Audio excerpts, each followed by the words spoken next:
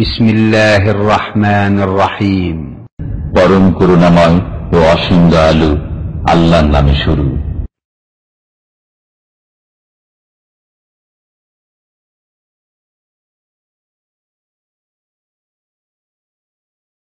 আসসালামু আলাইকুম ওয়া রাহমাতুল্লাহি ওয়া বারাকাতুহু। আলহামদুলিল্লাহি রাব্বিল আলামিন ওয়াল আকিবাতু লিল মুত্তাকিন ওয়াসসালাতু ওয়াসসালামু আলা আশরাফিল আমবিয়া'i ওয়াল মুরসালিন নবিয়িনা মুহাম্মদ ওয়া আলা আলিহি ওয়া সাহবিহি আজমাইন ওয়া মান তাবি'আহুম বিইহসানিন ইলা ইয়াউমিদ্দিন। আম্মা বা'দু ফাআউযু বিল্লাহি মিনাশ শাইতানির রাজীম। بسم الله الرحمن الرحيم.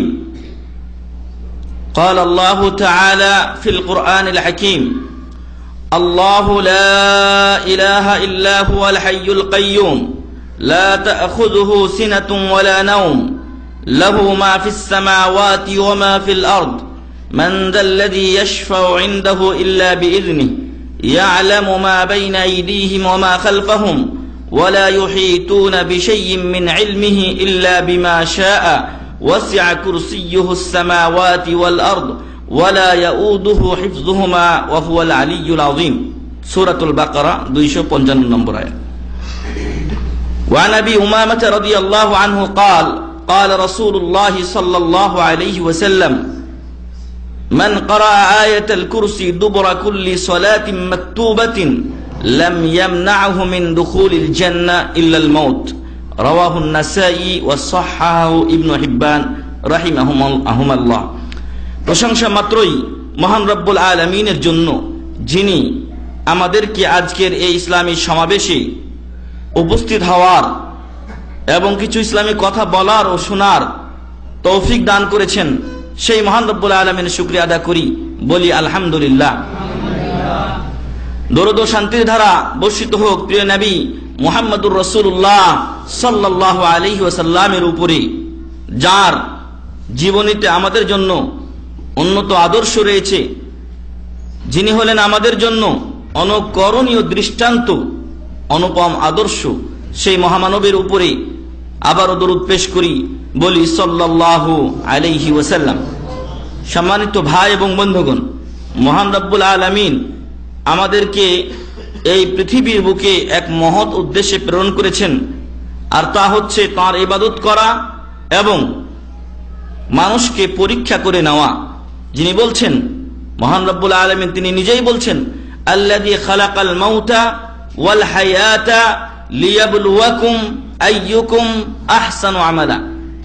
আল্লাহ তাআলা জীবন এবং মৃত্যুকে সৃষ্টি করেছেন এজন্য যে যাতে আল্লাহ তোমাদেরকে পরীক্ষা করে নেন। আইয়ুকুম আহসানু আমালা, তোমাদের মধ্যে সবচাইতে বেশি ভালো আমলকারী কে। আল্লাহ তাআলা বলেননি যে বেশি আমলকারী কে, বরং বলেছেন বেশি ভালো আমলকারী কে। বেশি আমলকারী যদি বলা হতো তাহলে যে কোনো ইবাদত করলেই বেশি আমলকারী হওয়া যেত, কিন্তু অনেক লোক আছেন যারা বেশি আমল করেন কিন্তু বেশি ভালো আমল করেন না। বেশি ভালো আমল বা ভালো আমল কখন হবে? যখন ওই আমলে আমল কবুলের শর্ত পাওয়া যাবে, আর তা হচ্ছে শিরক মুক্ত হওয়া, একমাত্র আল্লাহর জন্য ইবাদত হওয়া, আর দ্বিতীয় নম্বর শর্ত হচ্ছে নবী মুহাম্মদুর রাসূলুল্লাহ সাল্লাল্লাহু আলাইহি ওয়াসাল্লামের সুন্নাত মোতাবেক হওয়া। তো মহান রব্বুল আলামিন আমাদেরকে পৃথিবীতে সৃষ্টি করেছেন আমাদেরকে পরীক্ষা করার জন্য, আর এই পরীক্ষায় যারা পাশ করবেন তাদের জন্য মহান রব্বুল আলামিন নির্ধারিত রেখেছেন এক মহাপুরস্কার, আর তা হলো জান্নাত। তা হলো জান্নাত। আর যারা এই পরীক্ষায় ফেল করবেন তাদের জন্য অনন্তকালীন কষ্টের স্থান, যেই শাস্তির চাইতে আর কষ্টের চাইতে অধিক কষ্ট আর নেই, সেই জাহান্নামে তাকে নিক্ষিপ্ত হতে হবে যদি এই পরীক্ষায় কেউ ফেল করে দেয়। অতএব দুনিয়ার কোনো পার্লামেন্টের পরীক্ষা নয়, জনগণ আমার পক্ষে আছে বা বিপক্ষে আছে এটা নয়, বরং প্রত্যেক ব্যক্তির মিশন হওয়া উচিত কি করে আমি আমার মঞ্জিলে মাকসাদ অভিষ্ট লক্ষ্যে জান্নাতে আমি পৌঁছতে পারি। মহান রব্বুল আলামিন যেন আমাদের পুরো জীবনের ধ্যান ধারণা এটাই দিয়ে দেন যে জান্নাত কিভাবে আমরা অর্জন করতে পারবো, এবং আল্লাহ যেন আমাদেরকে ওই পর্যন্ত পৌঁছার তৌফিক দান করেন, আল্লাহুম্মা আমিন। প্রিয় ভাই এবং বন্ধুগণ, আজকে আমরা এবং এই সূত্র ধরেই মহান রব্বুল আলামিন যুগে যুগে অনেক নবী রাসূল প্রেরণ করেছেন, তাদেরকে আসমানি কিতাব দিয়েছেন, যাতে তাদের উম্মতেরা হক পথে চলে, যাতে তারা সঠিক পথে চলে ওই অভিষ্ট লক্ষ্য জান্নাত পর্যন্ত পৌঁছতে পারে। এজন্য আল্লাহ তাআলা যুগে যুগে নবী রাসূল প্রেরণ করেছেন, তাদেরকে আসমানি কিতাব দিয়েছেন, দিক নির্দেশনা দিয়েছেন, এই পথে চলো, এই পথে চলিও না। আর এই সূত্রে বা ধারাবাহিকতায় আমাদের নিকটে যে মহামানবকে প্রেরণ করা হয়েছিল তিনি হলেন সাইয়্যিদুল মুরসালিন মুহাম্মদুর রাসূলুল্লাহ সাল্লাল্লাহু আলাইহি ওয়াসাল্লাম, এবং তাকে যে কিতাব দেওয়া হয়েছে তা হচ্ছে আল কোরআনুল কারীম। আল কোরআনুল কারীম, এই আল কোরআনুল কারীমে বিভিন্ন সূরা আছে, বিভিন্ন আয়াত আছে। আয়াতের সংখ্যার ব্যাপারে যদিও অনেকে গুনতে গিয়ে মতভেদ করেছেন, সর্বোপরি এগুলো কোরআনের দফাতায় আমাদের সামনে কোরআন আছে। এই কোরআনের দুই কাভারের ভিতরে যা আছে এগুলো কোরআনেরই অংশ। সূরা ফাতিহা থেকে শুরু করে সূরা নাসের শেষ আয়াত পর্যন্ত এটা মহান রব্বুল আলামিনের বাণী। এই বাণী মহান রব্বুল আলামিন আমাদেরকে দিয়েছেন যাতে করে আমরা দুনিয়াতে এই বিধান মেনে পরকালে জান্নাত পেতে পারি। কিন্তু আজকে আমাদের অবস্থা বড় করুণ, এই কোরআনকে ছেড়ে দিয়ে বেশিরভাগ মানুষ আজকে আমরা কোরআন দ্রোহিতায় লিপ্ত হয়েছি, অথচ নিজেকে মুসলিম বলে আমরা দাবি করছি। প্রিয় ভাই এবং বন্ধুগণ, আজকে আমাদের আলোচনার বিষয় হলো এমন একটি আয়াত কোরআনুল কারীমে যা এই কোরআনুল কারীমের মধ্যে সবচাইতে সম্মানিত আয়াত। এমন একটি আয়াত নিয়ে আমরা আজকে আলোচনা করব ইনশাআল্লাহ, যা আপনারা এই যে কোরআনুল কারীমে দেখছেন 6066 আয়াত কেউ বলছেন। শেখ আব্দুল আল কাফি কত লিখেছেন? 6236 লিখেছেন, এবং এটাই মনে হয় সবচাইতে সঠিকের কাছাকাছি এবং সঠিক। তো এই 6236 বা 6666 গোনার মধ্যে তারতম্যের কারণে এই আয়াতগুলোর মধ্যে সবচাইতে শ্রেষ্ঠ ও মর্যাদাপূর্ণ একটি আয়াত আছে। আমার প্রশ্ন হচ্ছে এই আয়াতটি কোন আয়াত? তবে আগে বলবেন না। জি, এই ভাই বলেন। আয়াতুল কুরসি। মাশাআল্লাহ, উত্তর সঠিক হয়েছে। আপনার পুরস্কার নিয়ে যান আপনি। জি আসেন, পুরস্কার নিয়ে যান।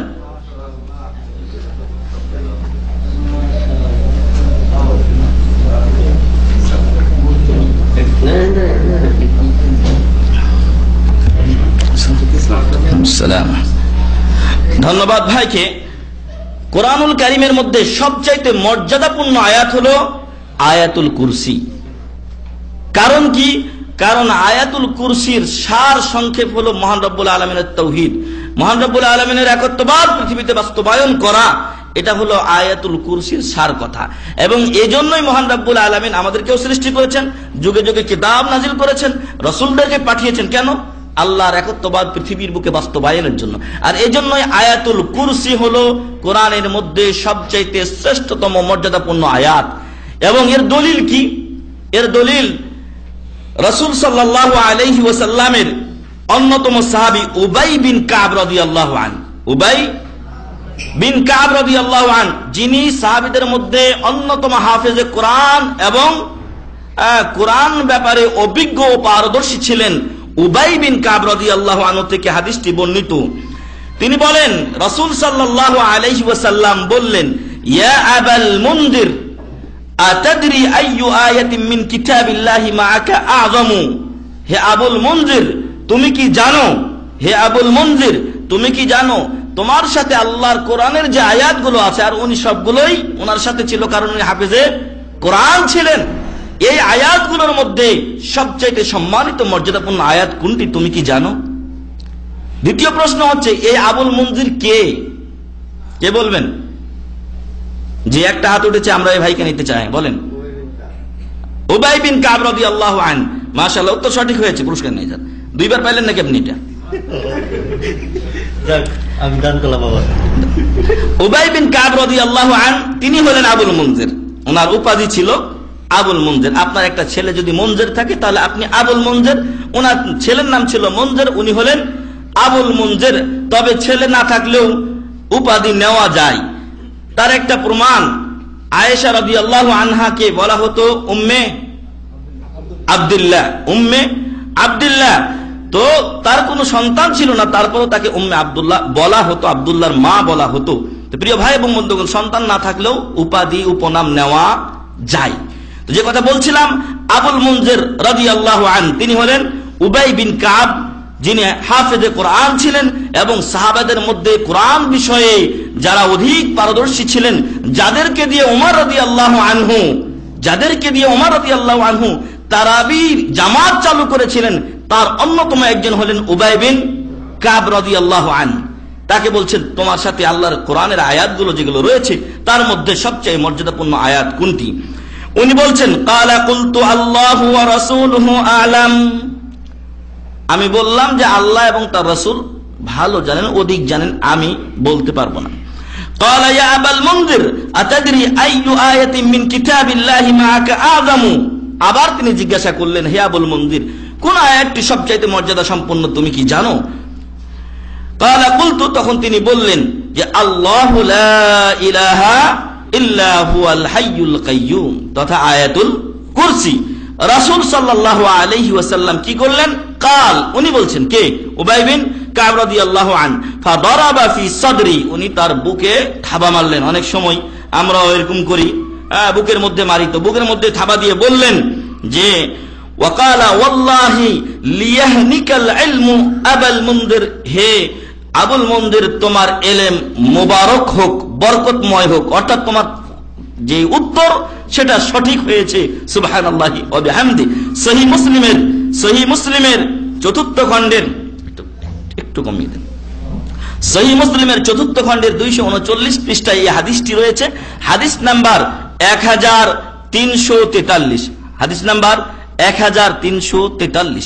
প্রিয় ভাই এবং বন্ধুগণ, এই হাদিসের মাধ্যমে আমরা জানতে পারলাম যে কোরআনুল কারীমের সবচাইতে মর্যাদাপূর্ণ আয়াত কোনটি?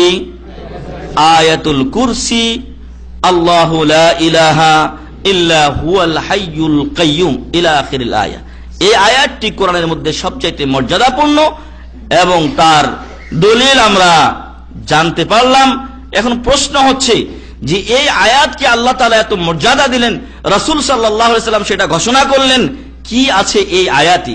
কি বলেছেন মহান রব্বুল আলামিন আমাদেরকে এই আয়াতের ভিতরে, তা আমাদের জানা উচিত। তবে তার আগে সকলের কাছে উদাত্ত আহ্বান থাকবে যে যাদের মুখস্থ আছে এই আয়াতুল কুরসি আলহামদুলিল্লাহ, আর যাদের মুখস্থ নেই তারা আজকে মুখস্থ করা শুরু করবেন। এবং কি করবেন পরবর্তীতে সেটা ইনশাআল্লাহ আমরা আপনাদেরকে জানাবো। প্রিয় ভাই এবং বন্ধুগণ, মহান রব্বুল আলামিন এই আয়াতুল কুরসিতে কি এমন কথাগুলো বলেছেন আমাদের জন্য, সেই কথাগুলো জানা দরকার এবং সে অনুযায়ী আমাদের চলা উচিত। তবেই আমরা এই মর্যাদাপূর্ণ আয়াতটির সঠিক ও সদ্ব্যবহার করতে পারবো। নতুবা যদি আমরা এ সম্পর্কে না জানি এবং এটা আমাদের মুখস্থ না থাকে, তাহলে এর উপরে আমরা আমল করতে পারবো না। অথচ আমি একজন মুসলিম, আর কোরআনের শ্রেষ্ঠ আয়াত সম্পর্কে আমি কি ওয়াকিফাল নই? প্রিয় ভাই এবং বন্ধুগণ, মহান রব্বুল আলামিন সূরাতুল বাকারার সবচেয়ে বড় সূরা কোরআনুল কারীমে এই সূরার 255 নম্বর আয়াতে তিনি বলছেন যে আল্লাহু লা ইলাহা ইল্লাহু, আল্লাহু লা ইলাহা ইল্লাহু, আল্লাহ ছাড়া কোন সত্য মাবুদ নেই। আল্লাহু মানে আল্লাহ তাআলা, লা ইলাহা কোন সত্য মাবুদ নেই, ইল্লাহু তিনি ব্যতীত, আল্লাহ ছাড়া কোন সত্য মাবুদ নেই। আমাদের সমাজে এখন বর্তমান পরিস্থিতি এমন হয়েছে যে নাস্তিকতার সয়লাব বয়ে যাচ্ছে। মানুষ আস্তে আস্তে উন্নতি লাভ করলে সে তার রবকে চিনতে পারে, কিন্তু আমাদের দেশে নাকি শিক্ষার হার বাড়ছে, আর ওইদিকে আমরা দেখছি যে নাস্তিকতা আরো বেশি বৃদ্ধি পাচ্ছে। আসলে যে শিক্ষা বাড়ছে সেটা সুশিক্ষা নয়, সেটা কি? কুশিক্ষা, অশিক্ষা বাড়ছে।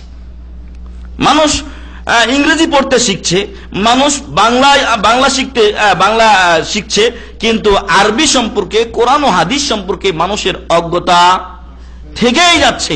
কিছু মহল আছেন যারা হয়তো আরবি শিক্ষার প্রতি আগ্রহী হয়ে আরবি শিখছেন, কিন্তু সেই শিক্ষার মাধ্যমে সকলেই সঠিক ইসলাম পর্যন্ত পৌঁছতে পারছেন না, বরং শিক্ষা ব্যবস্থাতেই এ কথা বলে দেওয়া হচ্ছে ওদেরকে যে এটা আমাদের জন্য না। আমরা যে মাযহাব মানি সেই মাযহাবে এটা নেই, এটা লামাযহাবীদের, এটা মালিকীদের, এটা শাফিঈদের, এটা আমাদের নয়। ফলে অভিষ্ট লক্ষ্যে পৌঁছা জনগণের জন্য বা সাধারণ ছাত্রদের জন্য সম্ভব হচ্ছে না। প্রিয় ভাই এবং বন্ধুগণ, তো আমাদের দেশে নাস্তিকতার দরুন এই আপনার আল্লাহর প্রতি যে একটা ঈমান, এটা কিন্তু আস্তে আস্তে দূরে সরে যাচ্ছে মানুষ সেখান থেকে। অথচ আমরা দাবি করি যে 85 বা 90% মুসলিম দেশের লোক আমরা। সত্যিকার অর্থে এই মুসলমানদের বা এই পার্সেন্টেজের সার্থকতা বা বাস্তবতা কতটুকু সেটা প্রশ্নের বিষয়। এগুলো আসলে গণনাতে আছে, যার বাস্তবতা অনেক ক্ষেত্রেই নেই। হয়তো দেখবেন যে আপনার 80% লোকই জুম্মা আলী, 80% লোক জুম্মা আলী শুধু জুমার দিন এক ওয়াক্ত নামাজ পড়ে। এর মাধ্যমে ইসলাম টিকানো যায় না, এবং সেটারই ফল হয়েছে নাস্তিকতার বহিঃপ্রকাশ। তো সম্মানিত ভাই এবং বন্ধুগণ, এই কথাগুলো এই জন্যই বললাম যে আল্লাহ তাআলা এখানে তার অস্তিত্বের প্রমাণ দিচ্ছেন যে আল্লাহু লা ইলাহা ইল্লাহু, আল্লাহ ছাড়া কোনো সত্য মাবুদ নেই। তাহলে মাবুদ বলতে একজন আছেন এবং তিনি সত্য মাবুদ, আর তিনি হলেন একমাত্র মহান রব্বুল আলামিন।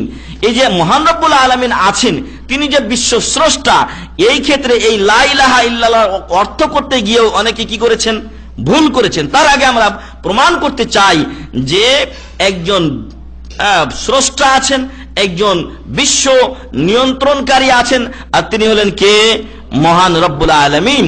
কবি বলছেন যে ফি কুল্লি শাইইন লাহু আয়াহ তাদুল্লু আলা আন্নাহু হুয়াল ওয়াহিদু, প্রত্যেকটা বিষয়ে আল্লাহর নিদর্শন রয়েছে এবং যা প্রমাণ করে যে মহান রব্বুল আলামিন এক এবং অদ্বিতীয়।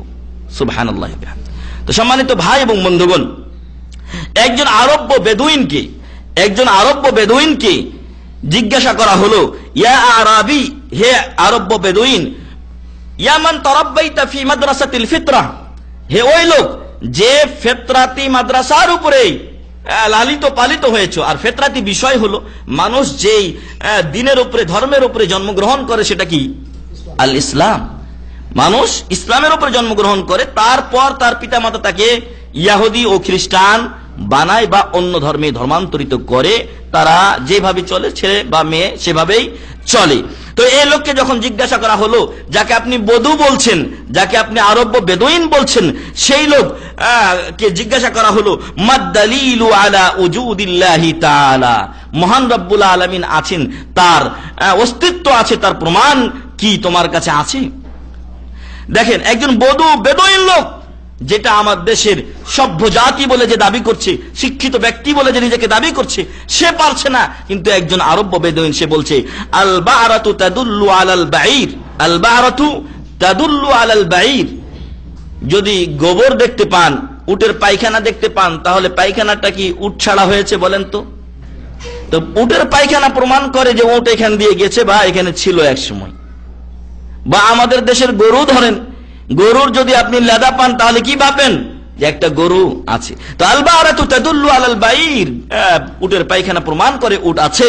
আর ওয়া আসারু সাইরি ইয়াদুল্লু আলাল মাসির, আপনি এক রাস্তা দিয়ে যাচ্ছেন, দেখছেন কিছু পদাঙ্ক দেখা যাচ্ছে, হয় গরু ছাগলের হোক অথবা মানুষের হোক, কিছু চিহ্ন দেখা যাচ্ছে। তখন আপনি কি ভাববেন? যে আমার আগে এই রাস্তা দিয়ে কেউ গেছেন। তাহলে আপনি ওই আলামত দেখে, ওই চিহ্ন দেখে এটা বুঝতে পারছেন যে এদিক দিয়ে কেউ চলে গেছে। তারপর বলছেন সামাউন যাত আবরাজ, যে আসমান অনেক অনেক তারকা বিশিষ্ট, কক্ষপথ বিশিষ্ট সেই আসমান, ওয়া আরদুন যাত ফিজাজ, এবং বিভিন্ন টিলা উপত্যকা বিশিষ্ট জমিন। আফালা ইয়াদুল্লু যালিকা কুল্লুহু আলাল লাতীফিল খাবীর, এ সব কিছুই কি মহাসত্তা মহান রব্বুল আলামিন, সূক্ষ্মদর্শী, সবকিছু জানতা মহান রব্বুল আলামিনের উপরে প্রমাণ বহন করে না? আল্লাহু আকবার। আপনি গোবর দেখছেন, উট আছে, আপনি পায়ের চিহ্ন দেখছেন, তখন ভাবছেন যে নিশ্চয়ই এদিক দিয়ে একটা মানুষ চলে গেছে। আর সারা বিশ্ব আপনি দেখছেন, অথচ আপনি স্রষ্টা খুঁজে পান না। এটা কি হতে পারে? অসম্ভব ব্যাপার। এজন্য এর আগেও একদিন আমি বলেছিলাম যে একজন আস্তিক ব্যক্তি, তিনি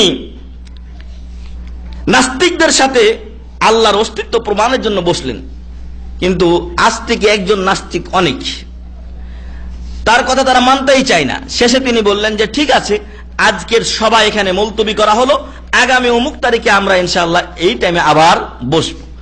ওই দিন আসলো, টাইম আসলো, নাস্তিকরা সবাই উপস্থিত, কিন্তু আস্তিক ব্যক্তি অনুপস্থিত। মুয়াহিদ যিনি, তিনি অনুপস্থিত। এবার সবাই বলা বলি করছে, এই লোক আল্লাহর কি অস্তিত্ব প্রমাণ করবে যে টাইমের ঠিক রাখে না, যে ওয়াদা দিয়ে ওয়াদা রক্ষা করে না। আমাদের দেশে এই অবস্থা এখন আমাদের মাঝেও হয়েছে যে এই বিষয়গুলো নিয়ে অনেক সময় আমরা শাখা প্রশাখা বিষয় নিয়ে ঘাটাঘাটি করি, ছোট্টখাটো বিষয় নিয়ে ঘাটাঘাটি করি, কিন্তু দেখা যায় আকীদা ঠিক নাই, নামাজ নাই, কিন্তু দেখবেন যে অন্য বিষয় নিয়ে অনেক আমরা বাদানুবাদ করছি আমরা। তো যাই হোক, বললো যে এই লোক কি করে সে আল্লাহর অস্তিত্ব প্রমাণ করবে বা আস্তিকতা প্রমাণ করবে। যাই হোক, উনি অনেকক্ষণ বিলম্ব করার পরে যখন তারা চলে যাওয়ার উপক্রম হয়েছে মজলিস ছেড়ে, তখন উনি দৌড়াতে দৌড়াতে উপস্থিত হয়েছেন। উপস্থিত হয়ে বলছেন যে ভাই, আমার লেটের জন্য বা বিলম্বের জন্য আমি ওজর পেশ করছি, বিশেষ একটা কারণে আমার দেরি হয়ে গেল। সবাই এবার বলছেন যে কি কারণে আপনার দেরি হলো।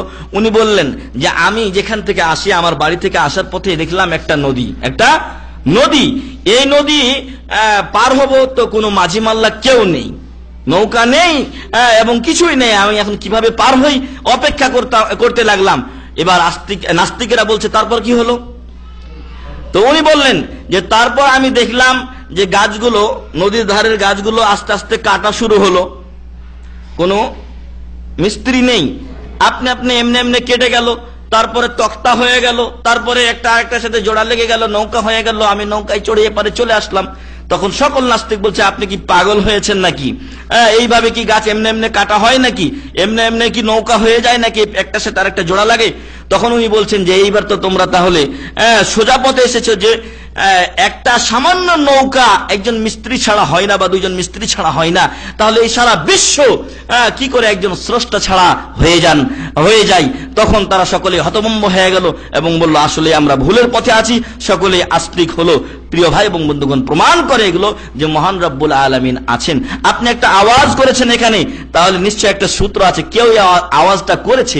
এই পৃথিবী একটা আছে, অথচ এর পিছনে একজন স্রষ্টা থাকবেন না, এর সৃষ্টিকারী থাকবেন না, এটা কল্পনা করা যায় না।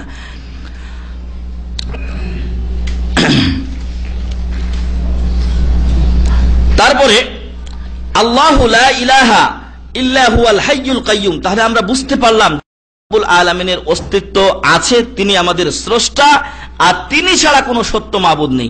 এই ক্ষেত্রে আমি বলতে চাচ্ছিলাম যে এই লা ইলাহা ইল্লাহু অথবা এরই একটা সমর্থবোধক শব্দ আমাদের কালিমায়ে তাওহীদ, লা ইলাহা ইল্লাল্লাহ মুহাম্মাদুর রাসূলুল্লাহ।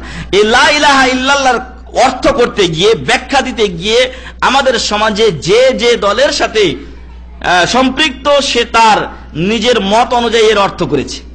ফলে দেখা গেছে যে লা ইলাহা ইল্লাল্লাহ মানে একদল বলছে যে আল্লাহ ছাড়া কোনো মাবুদ নেই, আরেক দল বলছে আল্লাহ ছাড়া কোনো স্রষ্টা নেই, আরেক দল বলছে যে আল্লাহ ছাড়া কোনো বিধানদাতা নেই। অথচ প্রত্যেকটা অর্থই কিন্তু ত্রুটিপূর্ণ, এবং এটা লা ইলাহা ইল্লাল্লাহর অর্থ নয়, বরং লা ইলাহা ইল্লাল্লাহর সঠিক অর্থ হলো লা মাবুদা বিহাক্কিন ইল্লাল্লাহ, আল্লাহ ছাড়া সত্য কোনো মাবুদ নেই। কেন লা ইলাহা ইল্লাল্লাহর অর্থ যারা বলছে আল্লাহ ছাড়া কোনো মাবুদ নেই, এই লোকের পরিমাণ, এই প্রকার লোকদের সংখ্যায় আমাদের সমাজে বেশি। এটা এই অর্থটা কেন ঠিক নয় এজন্য যে আপনি বলছেন লা ইলাহা ইল্লাল্লাহ, আল্লাহ ছাড়া কোনো মাবুদ নেই। আপনাকে জানতে হবে মাবুদ কাকে বলা হয়। মাবুদ হলো যার ইবাদত করা হয়। আপনি যদি একটা গাছেরও পূজা করেন, গাছ কিন্তু আপনার মাবুদ, যদি আপনার স্রষ্টা না, কিন্তু আপনার মাবুদ, আপনি ওকে পূজা করছেন, ওকে আপনি মানছেন। একজন কবরের পূজা করছে, মাজারের পূজা করছে, ওটাও কিন্তু তার মাবুদ, সে ওটাকে পূজা করছে। মাবুদ শব্দের শাব্দিক অর্থ হলো যার ইবাদত করা হয়। এখন ইবাদত কাকে বলে? সেজদা করা ইবাদত কি না বলেন? সেজদা করা ইবাদত, নামাজ পড়া ইবাদত। এখন যদি এগুলো অন্য কারোর জন্য করা হয়, তাহলে সেটা তাকে উৎসর্গ করা হলো কিনা? সেই ক্ষেত্রে ওই জিনিস বা ব্যক্তি যার জন্য এটা উৎসর্গ করা হলো, সেটা মাবুদ হয়ে গেল কিনা বলেন? নজর মানা ইবাদত, আপনি যদি নজর মানেন কোনো বাবার দরবারে অথবা কোনো মাজারে, তাহলে সেই মাজারকে আপনি মাবুদ মানলেন কিনা? অবশ্যই আপনি মাবুদ মেনে নিলেন। তো প্রিয় ভাই এবং বন্ধুগণ, এগুলো ছাড়াও আরো রয়েছে আপনার এগুলো ছাড়াও আপনার রয়েছে হিন্দুদের অনেক মাবুদ রয়েছে, খ্রিস্টানদের রয়েছে, বৌদ্ধদের রয়েছে, আরো অনেক ধর্ম আছে যাদের মাবুদ রয়েছে। তো ওইগুলোকে আপনি অস্বীকার করছেন, কিন্তু বাস্তবে এগুলো উপস্থিত আছে। ফলে আপনি আপনার অর্থে সত্যবাদী নন, বরং মিথ্যাবাদী। কেন? কারণ আপনি বলছেন আল্লাহ ছাড়া কোনো মাবুদ নেই। হিন্দু বলছে আমার মাবুদ আছে, খ্রিস্টান বলছে আমার মাবুদ আছে, বুদ্ধিস্ট বলছে আমার মাবুদ আছে। তাহলে আপনি ওগুলোর অস্তিত্ব অস্বীকার করবেন কি করে? যদি আপনি বলেন যে আল্লাহ ছাড়া কোনো সত্য মাবুদ নেই, তাহলে সবকিছুই ক্লিয়ার হয়ে যায় যে হ্যাঁ তোমার মাবুদ আছে, তবে এগুলো সত্য নয়। সত্য মাবুদ হলেন মহান রব্বুল আলামিন। আর বাকি যে দুইটা অংশ বলেছিলাম যে আল্লাহ ছাড়া কোনো সৃষ্টিকর্তা নেই অথবা আল্লাহ ছাড়া কোনো বিধানদাতা নেই, এগুলো লা ইলাহা ইল্লাল্লাহর একটা পার্ট। অথচ লা ইলাহা ইল্লাল্লাহ এগুলোর সবকিছুকে কি করে শামিল করে এবং অন্তর্ভুক্ত করে। লা ইলাহা ইল্লাল্লাহ এর চাইতে আরো বড় ব্যাপক। তো প্রিয় ভাই এবং বন্ধুগণ, আল্লাহ তাআলা কালিমাতুত তাওহীদ এই আয়াতুল কুরসির প্রথম অংশে নিয়ে এসেছেন, ফলে এটা আমার ঈমানকে শামিল করেছে। তাই আয়াতুল কুরসি কোরআনের মধ্যে সবচাইতে বড় মর্যাদাপূর্ণ আয়াত। কোরআনের মধ্যে সবচাইতে মর্যাদাপূর্ণ আয়াত হওয়ার অন্যতম এটি একটি কারণ। আল্লাহু লা ইলাহা ইল্লাহু। তারপর মহান রব্বুল আলামিন বলছেন যে আল হাইয়ুল কাইয়ুম। আল হাইয়ুল কাইয়ুম, মহান রব্বুল আলামিন তিনি হলেন চিরঞ্জীব। তিনি চিরঞ্জীব, তিনি কোনোদিন মৃত্যুবরণ করবেন না। পৃথিবীর বুকে এমন কোন ব্যক্তি নেই যে মৃত্যুবরণ করবে না। পৃথিবীতে যারাই এসেছে, আগমন করেছে, তাদের কি আছে?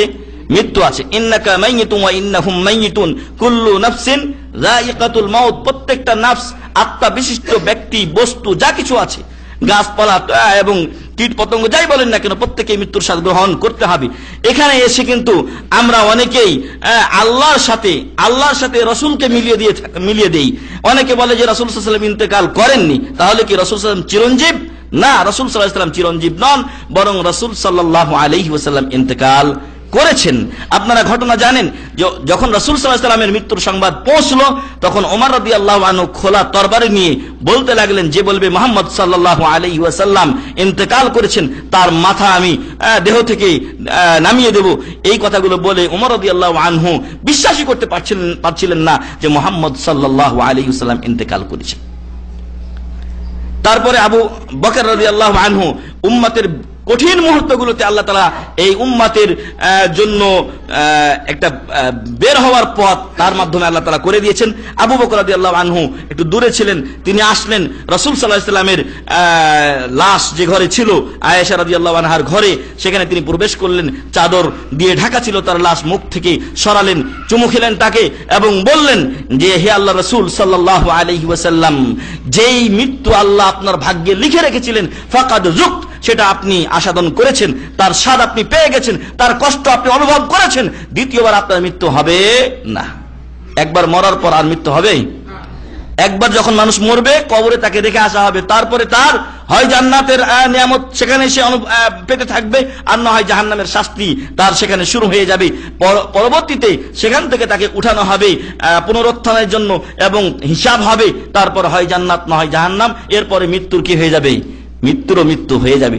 ফলে এই যে মৃত্যু হবে আমাদের, তারপরে আর কোনো মৃত্যু নেই।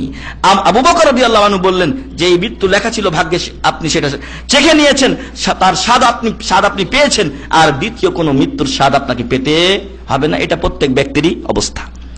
তারপরে উনি ওমর রাদিয়াল্লাহু আনহুকে গিয়ে পিছন দিক থেকে ডাকছেন। ওমর রাদিয়াল্লাহু আনহু লা ইউবালি, তিনি কোনো ভ্রুক্ষেপ করছেন না, তার কথায় কর্ণপাত করছেন না। এবার তিনি মেম্বারে দাঁড়ালেন বা বসলেন, তারপর তিনি আল্লাহর প্রশংসা করলেন, রাসূল সাল্লাল্লাহু আলাইহি ওয়াসাল্লামের উপরে দরুদ পেশ করলেন।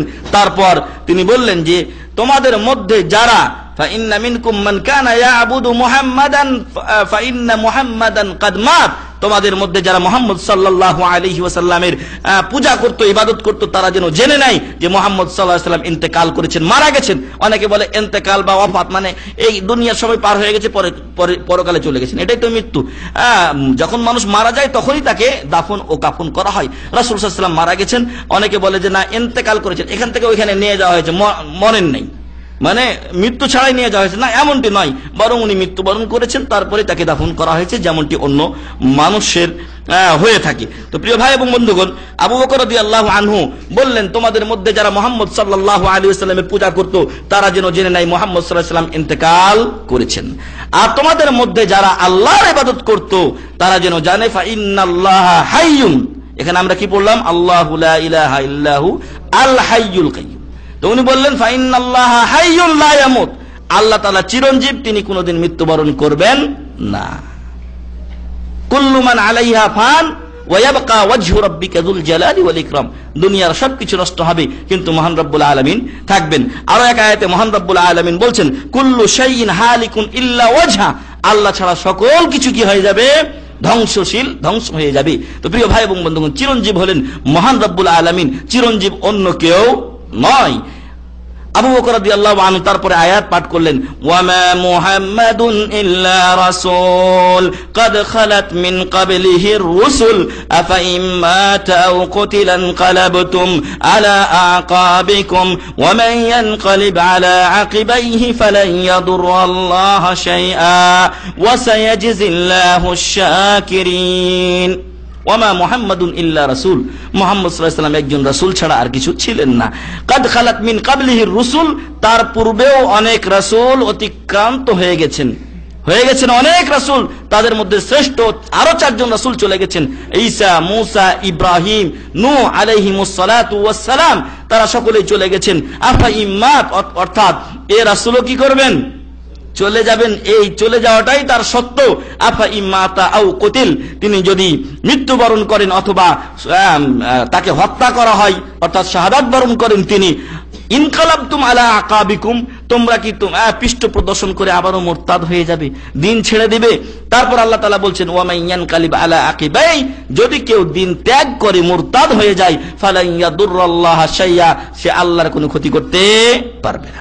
ওয়া সায়াজজিল্লাহুশ শাকিরিন, আর যারা আল্লাহ তাআলার ইবাদত বندگی করবে, আল্লাহ তাআলাকে চিনবে, মানবে, রাসূলের পথে চলবে, আল্লাহ তাদেরকে উত্তম প্রতিদান দান করবে।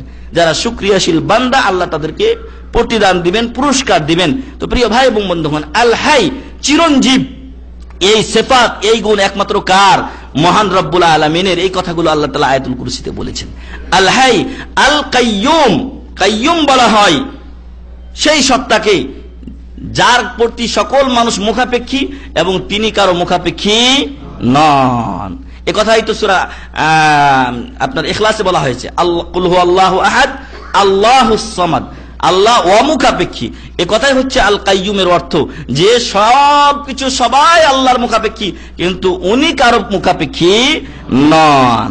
মহান রব্বুল আলামিন বলছেন সূরা ফাতির এর 15 থেকে 17 আয়াত পর্যন্ত, এখানে তিনি ঘোষণা করেছেন ইয়া আইয়ুহান নাস, হে মানব সকল, আনতুমুল ফুকারাউ ইলাল্লাহ, তোমরা সকলেই মহান রব্বুল আলামিনের কাছে মুখাপেক্ষী। ওয়াল্লাহু হুয়াল গানিয়ুল হামিদ, আর মহান রব্বুল আলামিন তিনি হলেন একমাত্র ধনী এবং প্রশংসিত। ইনয়াশা ইউযহিবকুম ওয়া ইয়াতি বিখালকিন জাদীদ, আল্লাহ চাইলে তোমাদেরকে আল্লাহ তাআলা পৃথিবী থেকে উঠিয়ে নিয়ে নতুন মাখলুক সৃষ্টি করবেন, নতুন সৃষ্টিজীব তৈরি করবেন।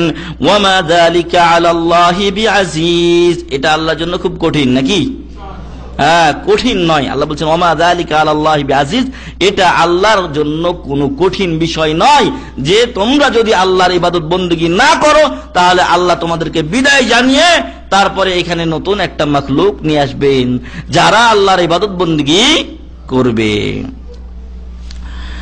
হাদিসে কুদসিতে মহান রব্বুল আলামিন বলছেন ইয়া ইবাদি, হে আমার বান্দারা, লাউ আন্না আউওয়ালাকুম ওয়া আখিরাকুম ওয়া ইনসাকুম ওয়া জিন্নাকুম কানু আলা আতকা কলবি রাজুলিন ওয়াহিদিন মিনকুম মা যাদা যালিকা ফি মুলকি শাইআ, যে হে আমার বান্দারা, যদি তোমাদের প্রথম থেকে নিয়ে শেষ পর্যন্ত সকল মানুষগুলো, তোমাদের মধ্যে মানুষ এবং জিনেরা উভয়ে যদি সকলেই যদি আদম আলাইহিস সালাম থেকে শুরু করে নিয়ে বা পৃথিবীর শুরু থেকে নিয়ে শেষ পর্যন্ত কিয়ামত যেদিন হবে, জিন এবং ইনসানের সকলেই যদি কানু আলা আতকা রাজুলিন আলা আতকা কলবি রাজুলিন ওয়াহিদ মিনকুম, তোমাদের মধ্যে একজন সবচাইতে পরহেজগার ব্যক্তির অন্তরের মতো তাদের অন্তর হয়ে যায়। কে তিনি? রাসূল সাল্লাল্লাহু আলাইহি ওয়াসাল্লাম। আমাদের মধ্যে এই দুনিয়ার শুরু থেকে নিয়ে শেষ পর্যন্ত সবচাইতে তাকওয়াবান পরহেজগার ব্যক্তিত্ব হলেন নবী মুহাম্মদুর রাসূলুল্লাহ সাল্লাল্লাহু আলাইহি ওয়াসাল্লাম। পৃথিবীর সকল লোকগুলো যদি তার মতো হয়ে যায়, আল্লাহ বলছেন মা যাদা ফি মুলকি শাইআ, এতে আমার রাজত্বে কোনো কিছু বাড়বে না। আল্লাহর যে জমিনের পরিধি আছে সেটা সেইভাবেই থাকবে, কোনো অংশে বাড়বে না। কিন্তু আমরা যদি দল করি আর এতগুলো লোক যদি আমাদের দলে ভিড়ে, তাহলে আমাদের দলের পরিধি বাড়বে কিনা? আমাদের দলের পরিধি বাড়বে। সব যদি একজোট হয়ে যেত 14 দল আর 18 দল, তাহলে বিশাল একটা জোট হয়ে যেত। কিন্তু মহান রব্বুল আলামিনের এই জোটের জোট যদি হাজারো দল মিলে বা কোটি দল মিলে জোট হয়ে যায়, আল্লাহর রাজত্বে, আল্লাহর পৃথিবীতে কোনো কিছু বাড়বে না।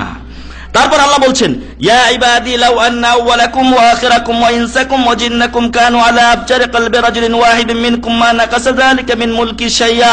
হে আমার বান্দারা, তোমাদের প্রথম থেকে নিয়ে শেষ পর্যন্ত জিন এবং ইনসান সকলেই যদি পৃথিবীর বুকে সবচাইতে খারাপ লোকটির মতো হয়ে যায়, ব্যক্তির মতো হয়ে যায়, তারপরও এটা আমার কোনো ক্ষতি করবে না, আমার রাজত্বে কোনো কিছু কমিয়ে দিবে, এতটুকু ছুটে যাবে বাংলাদেশের ভিতর থেকে অথবা অমুক দেশের ভিতর থেকে, না, এটা আল্লাহর রাজত্বের ক্ষেত্রে ঘটবে না। আর পৃথিবীর বুকে সবচাইতে নিকৃষ্ট ব্যক্তিকে আল ইবলিস মিনাল ইনসি ওয়াল জিন, উভয়ের মধ্য থেকে জিন এবং ইনসানের মধ্যে সবচাইতে নিকৃষ্ট হলো শয়তান।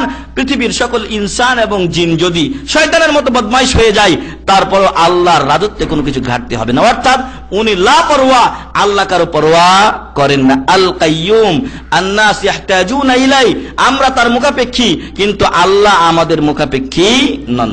ইবাদত আল্লাহ তাআলা করতে বলেছেন, ইবাদতের আর দরকার আল্লাহর আছে না। ইবাদত দরকার আমাদের নিজেদের, কারণ আমরা ভালো ইবাদত করলে আমাদের নেকি লেখা হবে, নেকির বদলা আমরা পরকালে পাবো। অনেক সময় দুনিয়াতেও আল্লাহ এর সুফল দিয়ে থাকেন। তো প্রিয় ভাই এবং বন্ধুগণ, আল্লাহ বললেন আল হাইয়ুল কাইয়ুম, মহান রব্বুল আলামিন চিরঞ্জীব এবং সকলেই তার মুখাপেক্ষী, তিনি কারো মুখাপেক্ষী নন। তারপর আল্লাহ বলছেন লা তাখুযুহু সিনাতুন ওয়ালা নাওম, মহান রব্বুল আলামিনকে কোনো তন্দ্রা পায় না। আমাদের ঘুম আসে কিনা? তন্দ্রা আসে। এই লোক বলছে যে আসে না। আসে, তন্দ্রা আসে, আমাদের তন্দ্রা আসে, মানুষের তন্দ্রা আসে, ক্লান্তি আসে, কিন্তু আল্লাহ তাআলার লা তাখুযুহু সিনাতুন ওয়ালা নাওম, মহান রব্বুল আলামিনের কোনো তন্দ্রা আসে না এবং কোনো ঘুমও আসে না।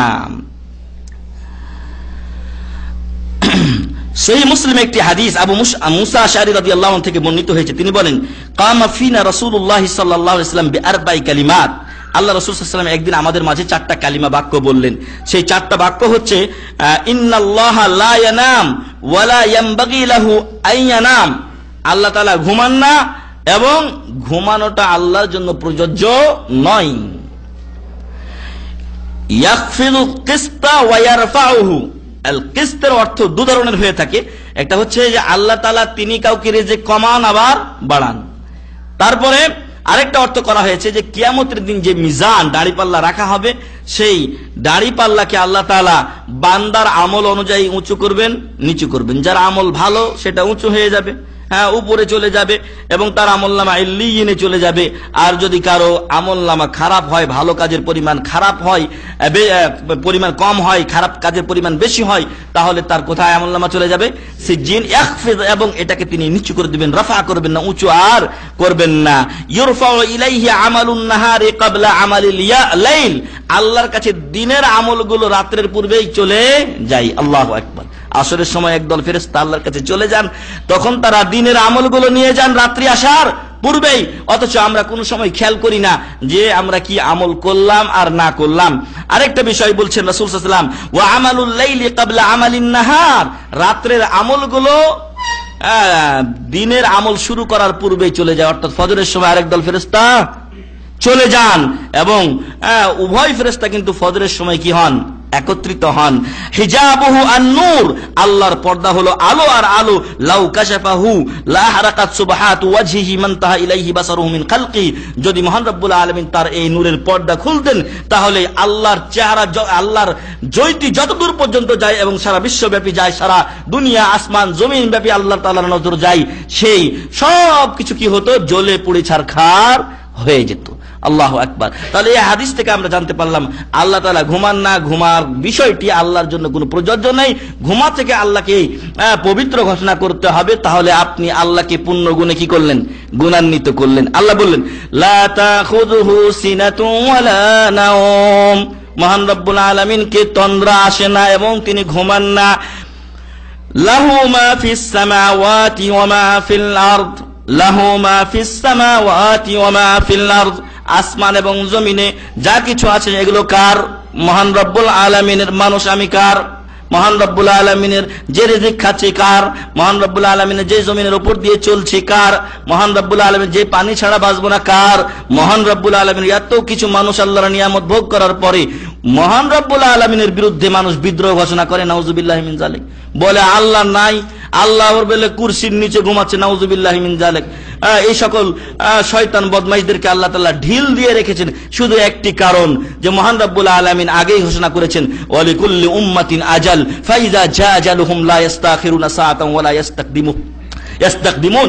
মহান রব্বুল আলামিন প্রত্যেকের জন্য একটা সময় নির্ধারণ করেছেন, ওই সময়ের আগে আল্লাহকে নেবেন না, এজন্য সে শুধু ছাড় পায়। নতুবা এই মানুষগুলোর কারণে যদি পৃথিবীতে আযাব দেওয়া হতো, পৃথিবী কি হতো? ধ্বংস হয়ে যেত। আল্লাহু আকবার। অথচ মানুষ বুঝতে চেষ্টা করে না যে আমি একজন সামান্য সৃষ্টি, আর আমাকে আল্লাহ সৃষ্টি করেছেন খুলিকাল ইনসানু দাইফা। মানুষকে মহান রব্বুল আলামিন দুর্বল করে সৃষ্টি করেছেন। একটা কাঁটা লাগলে, একটা ফোড়া উঠলে ও আর শেষ থাকে না।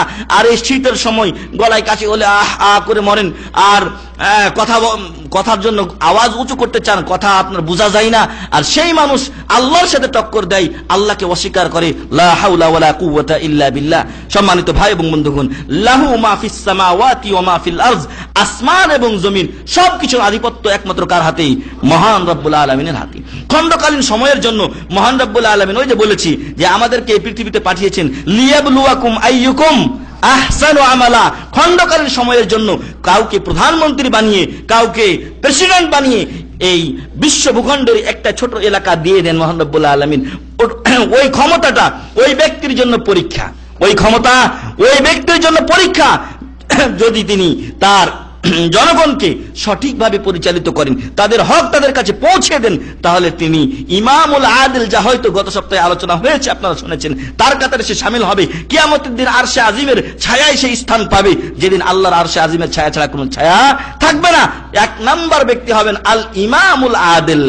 আর যদি আল ইমামুল আদিলের কাতারে শামিল না হয়, তাহলে অসংখ্য জনতার হক এবং অধিকার খর্ব করার জন্য আসফালা সাফিলিনে তাকে নিক্ষিপ্ত করা হবে। প্রিয় ভাই এবং বন্ধুগণ, কেউ যেন মনে না করে যে আমি এই পদ পেয়ে গেছি। আপনার উপরে যত বড় পদ আসবে তত আপনার দায়িত্ব বেশি বাড়বে।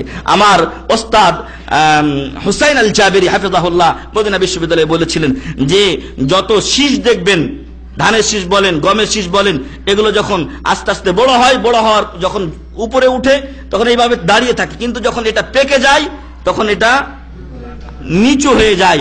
মানুষ যত শিক্ষিত হবে, মানুষ যত আধুনিক হবে, মানুষ যত আল্লাহর কাছাকাছি হবে, তার মস্তক তত নত হবে। সে আল্লাহর শুকরিয়া আদা করবে, আল্লাহর ইবাদত বন্দেগী করবে। কিন্তু অধ্যতা পোষণ করা এটা ভালো লক্ষণ নয়।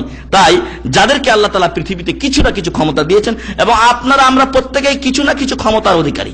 আপনার বাড়ির দায়িত্বশীল আপনি, আপনার ফ্যামিলি পরিবার অথবা আপনার বংশের দায়িত্বশীল আপনি। এ সম্পর্কে আল্লাহ তাআলা আপনাকে জিজ্ঞাসা করবেন। অতএব সেজন্য প্রত্যেকেই যেন আমরা প্রস্তুতি গ্রহণ করি। আল্লাহ আমাদের সে তৌফিক দান করুন, আল্লাহুম্মা আমিন। আপনার ফ্যামিলির পরিবারের ছেলে মেয়েগুলো সঠিকভাবে লালিত পালিত হচ্ছে কিনা, তারা ইসলামী শিক্ষায় শিক্ষিত হচ্ছে কিনা, ইসলাম মানছে কিনা, 5 ওয়াক্ত নামাজ বিশেষ করে পড়ছে কিনা, আর অনইসলামিক কোন কৃষ্টি কালচার অপসংস্কৃতি চর্চা করছে কিনা, সেগুলো থেকে বাধা দেওয়া আমাদের দায়িত্ব। যদি আমরা এদেরকে বাধা না দেই, যদি ছোট বলে ছেড়ে দেই, তাহলে এক সময় দেখা যাবে যে ওয়ান ইসলাম হয়ে গেছে ইসলাম, আর ইসলাম আমাদের মাঝে তখন বিদায় নিবে, বরং ইসলামটা তখন অপরিচিত হয়ে যাবে। তো প্রিয় ভাই এবং বন্ধুগণ, এই পৃথিবীতে আমরা প্রত্যেকেই কিছু না কিছু দায়িত্বশীল। এই দায়িত্বটা আমাদেরকে পালন করতে হবে। আল্লাহ আমাদের তৌফিক দান করুন, আল্লাহুম্মা আমিন। আল্লাহ বললেন লাহু মা ফিস সামাওয়াতি ওয়া মা ফিল আরদ, জমিন এবং আসমানে যা কিছু আছে মহান রব্বুল আলামিনের। অতএব ক্ষমতার দ্বন্দ্ব নিয়ে বিভিন্ন রাষ্ট্রে মারামারি, কাটাকাটি ইত্যাদি চলছে না, এগুলো উচিত নয়। ইসলামের ইতিহাস আমাদেরকে শিক্ষা দেয়। এর আগে আমি একদিন বলেছি যে ওসমান রাদিয়াল্লাহু আনহু তিনি এত বড় খলিফা ছিলেন, যিনি 12-13 বছর খেলাফত চালিয়েছেন। তারপরও মহান রব্বুল আলামিন এর রাসূলের এই খলিফা ওসমান রাদিয়াল্লাহু আনহু তিনি নিজের জীবন দিয়ে জাতির রক্তকে হেফাজত করে গেছেন, সুবহানাল্লাহি ওয়া বিহামদি। অথচ তিনি কোনো অন্যায় করেননি। যেই ব্যাপারে তাকে হত্যা করা হয়েছে তার সামান্যের সাথে 0.1% সাথে তিনি জড়িত ছিলেন না।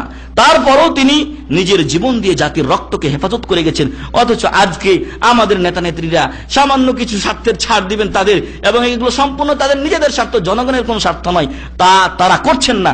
নিশ্চয় একদিন আল্লাহর সামনে, যিনি আহকামুল হাকিমিন, তার সামনে তাদেরকে জবাব দিতে হবে।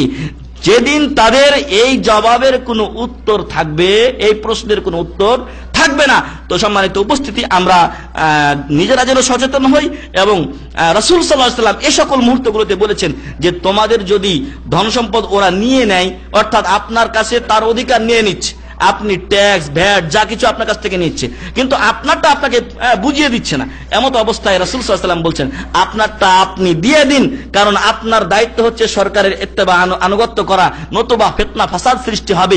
আর ও যে ওর দায়িত্ব পালন করছে না, এজন্য কিয়ামতের দিন সে আল্লাহর কাছে ধরা খাবে, এবং আল্লাহ তার কাছ থেকে যে কোনো ভাবে আদায় করে দিবেন, আর না হলে তাহাবিয়া দোজখ তাদের জন্য, বা জাহান্নামের আগুন তাদের জন্য রয়েছে। প্রিয় ভাই এবং বন্ধুগণ, বলছিলাম যে লাহু মা ফিস সামাওয়াতি ওয়া মা ফিল আরদ মান যাল্লাযী ইয়াশফাউ ইনদাহু ইল্লা, মহান রব্বুল আলামিনের কাছে তার অনুমতি ব্যতীত কে এমন আছে যে সুপারিশ করবে? আছে কেউ? নাকি বাবারা সুপারিশ করবে?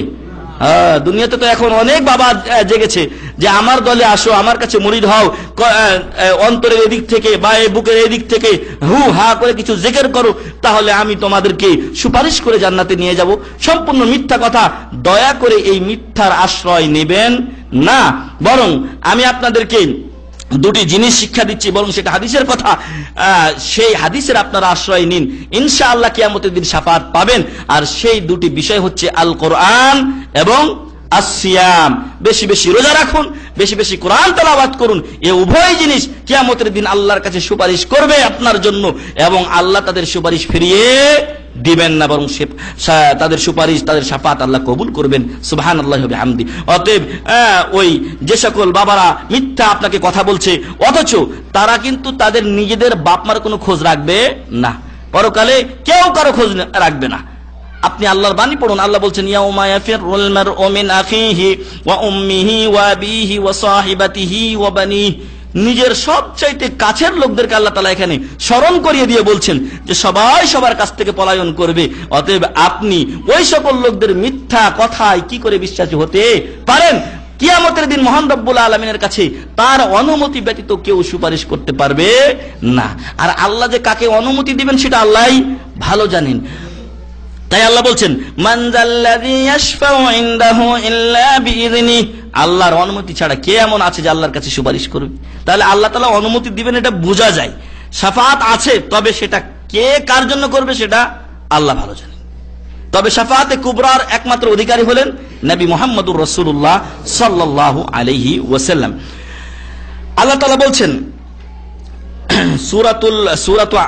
সূরাতুল আপনার নাবা এর শেষে বলছেন যে লা ইয়াতাকাল্লামুনা ইনদাহু ইল্লা মান আযিনা লাহুর রাহমানু ওয়া ক্বালা সাওয়াবা। আল্লাহর কাছে তার অনুমতি ব্যতীত কেউ কথা বলতে পারবে না।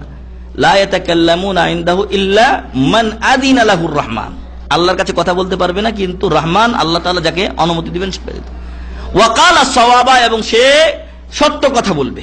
আর সত্য কথা বলার দুটি ব্যাখ্যা, একটা হচ্ছে দুনিয়াতে সে সত্য কথা বলেছিল, অর্থাৎ তাওহীদ অনুযায়ী সে চলেছিল, সুন্নাত অনুযায়ী চলেছিল।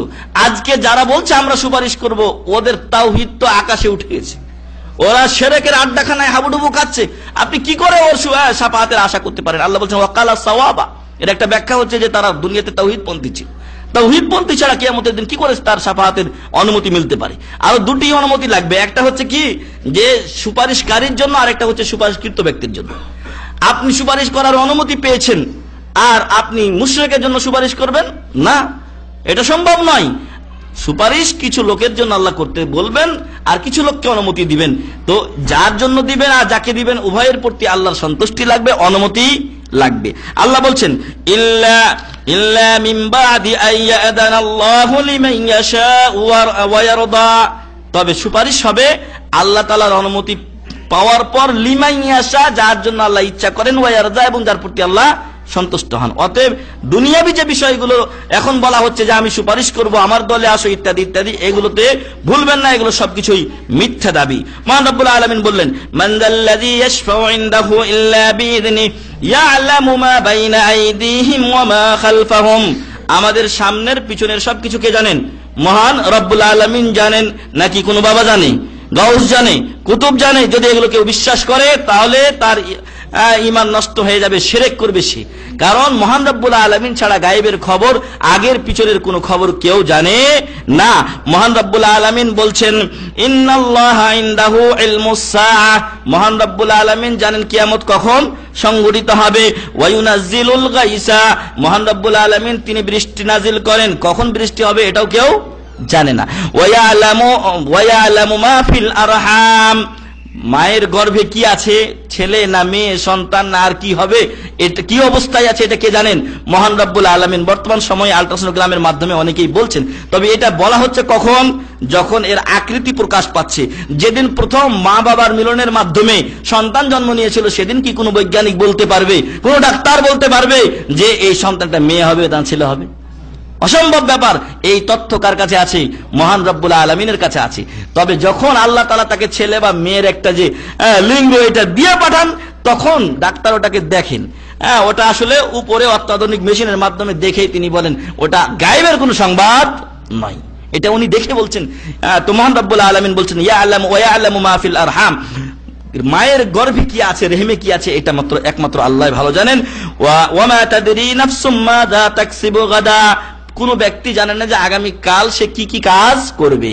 ওয়া মা তাদরি নাফসুম বিআইয়ি আরদিন তামুত, আর কোন ব্যক্তি জানে না যে কোন জমিতে গিয়ে, ভূখণ্ডে গিয়ে সে মৃত্যুবরণ করবে। ইন্নাল্লাহা আলিমুন খাবির, নিশ্চয় আল্লাহ তাআলা সবকিছু জানেন এবং সবকিছুর খবর রাখেন। সূরাতুল লুকমান 34 নম্বর আয়াত। এখান থেকে বোঝা যায় যে এই বিষয়গুলো কিন্তু সবই গায়েবের বিষয়। এই গায়েবের বিষয়গুলো কার কাছে আছে? মহান রব্বুল আলামিনের কাছে আছে। পৃথিবীর কেউ এটা দাবি করলে সে মিথ্যুক।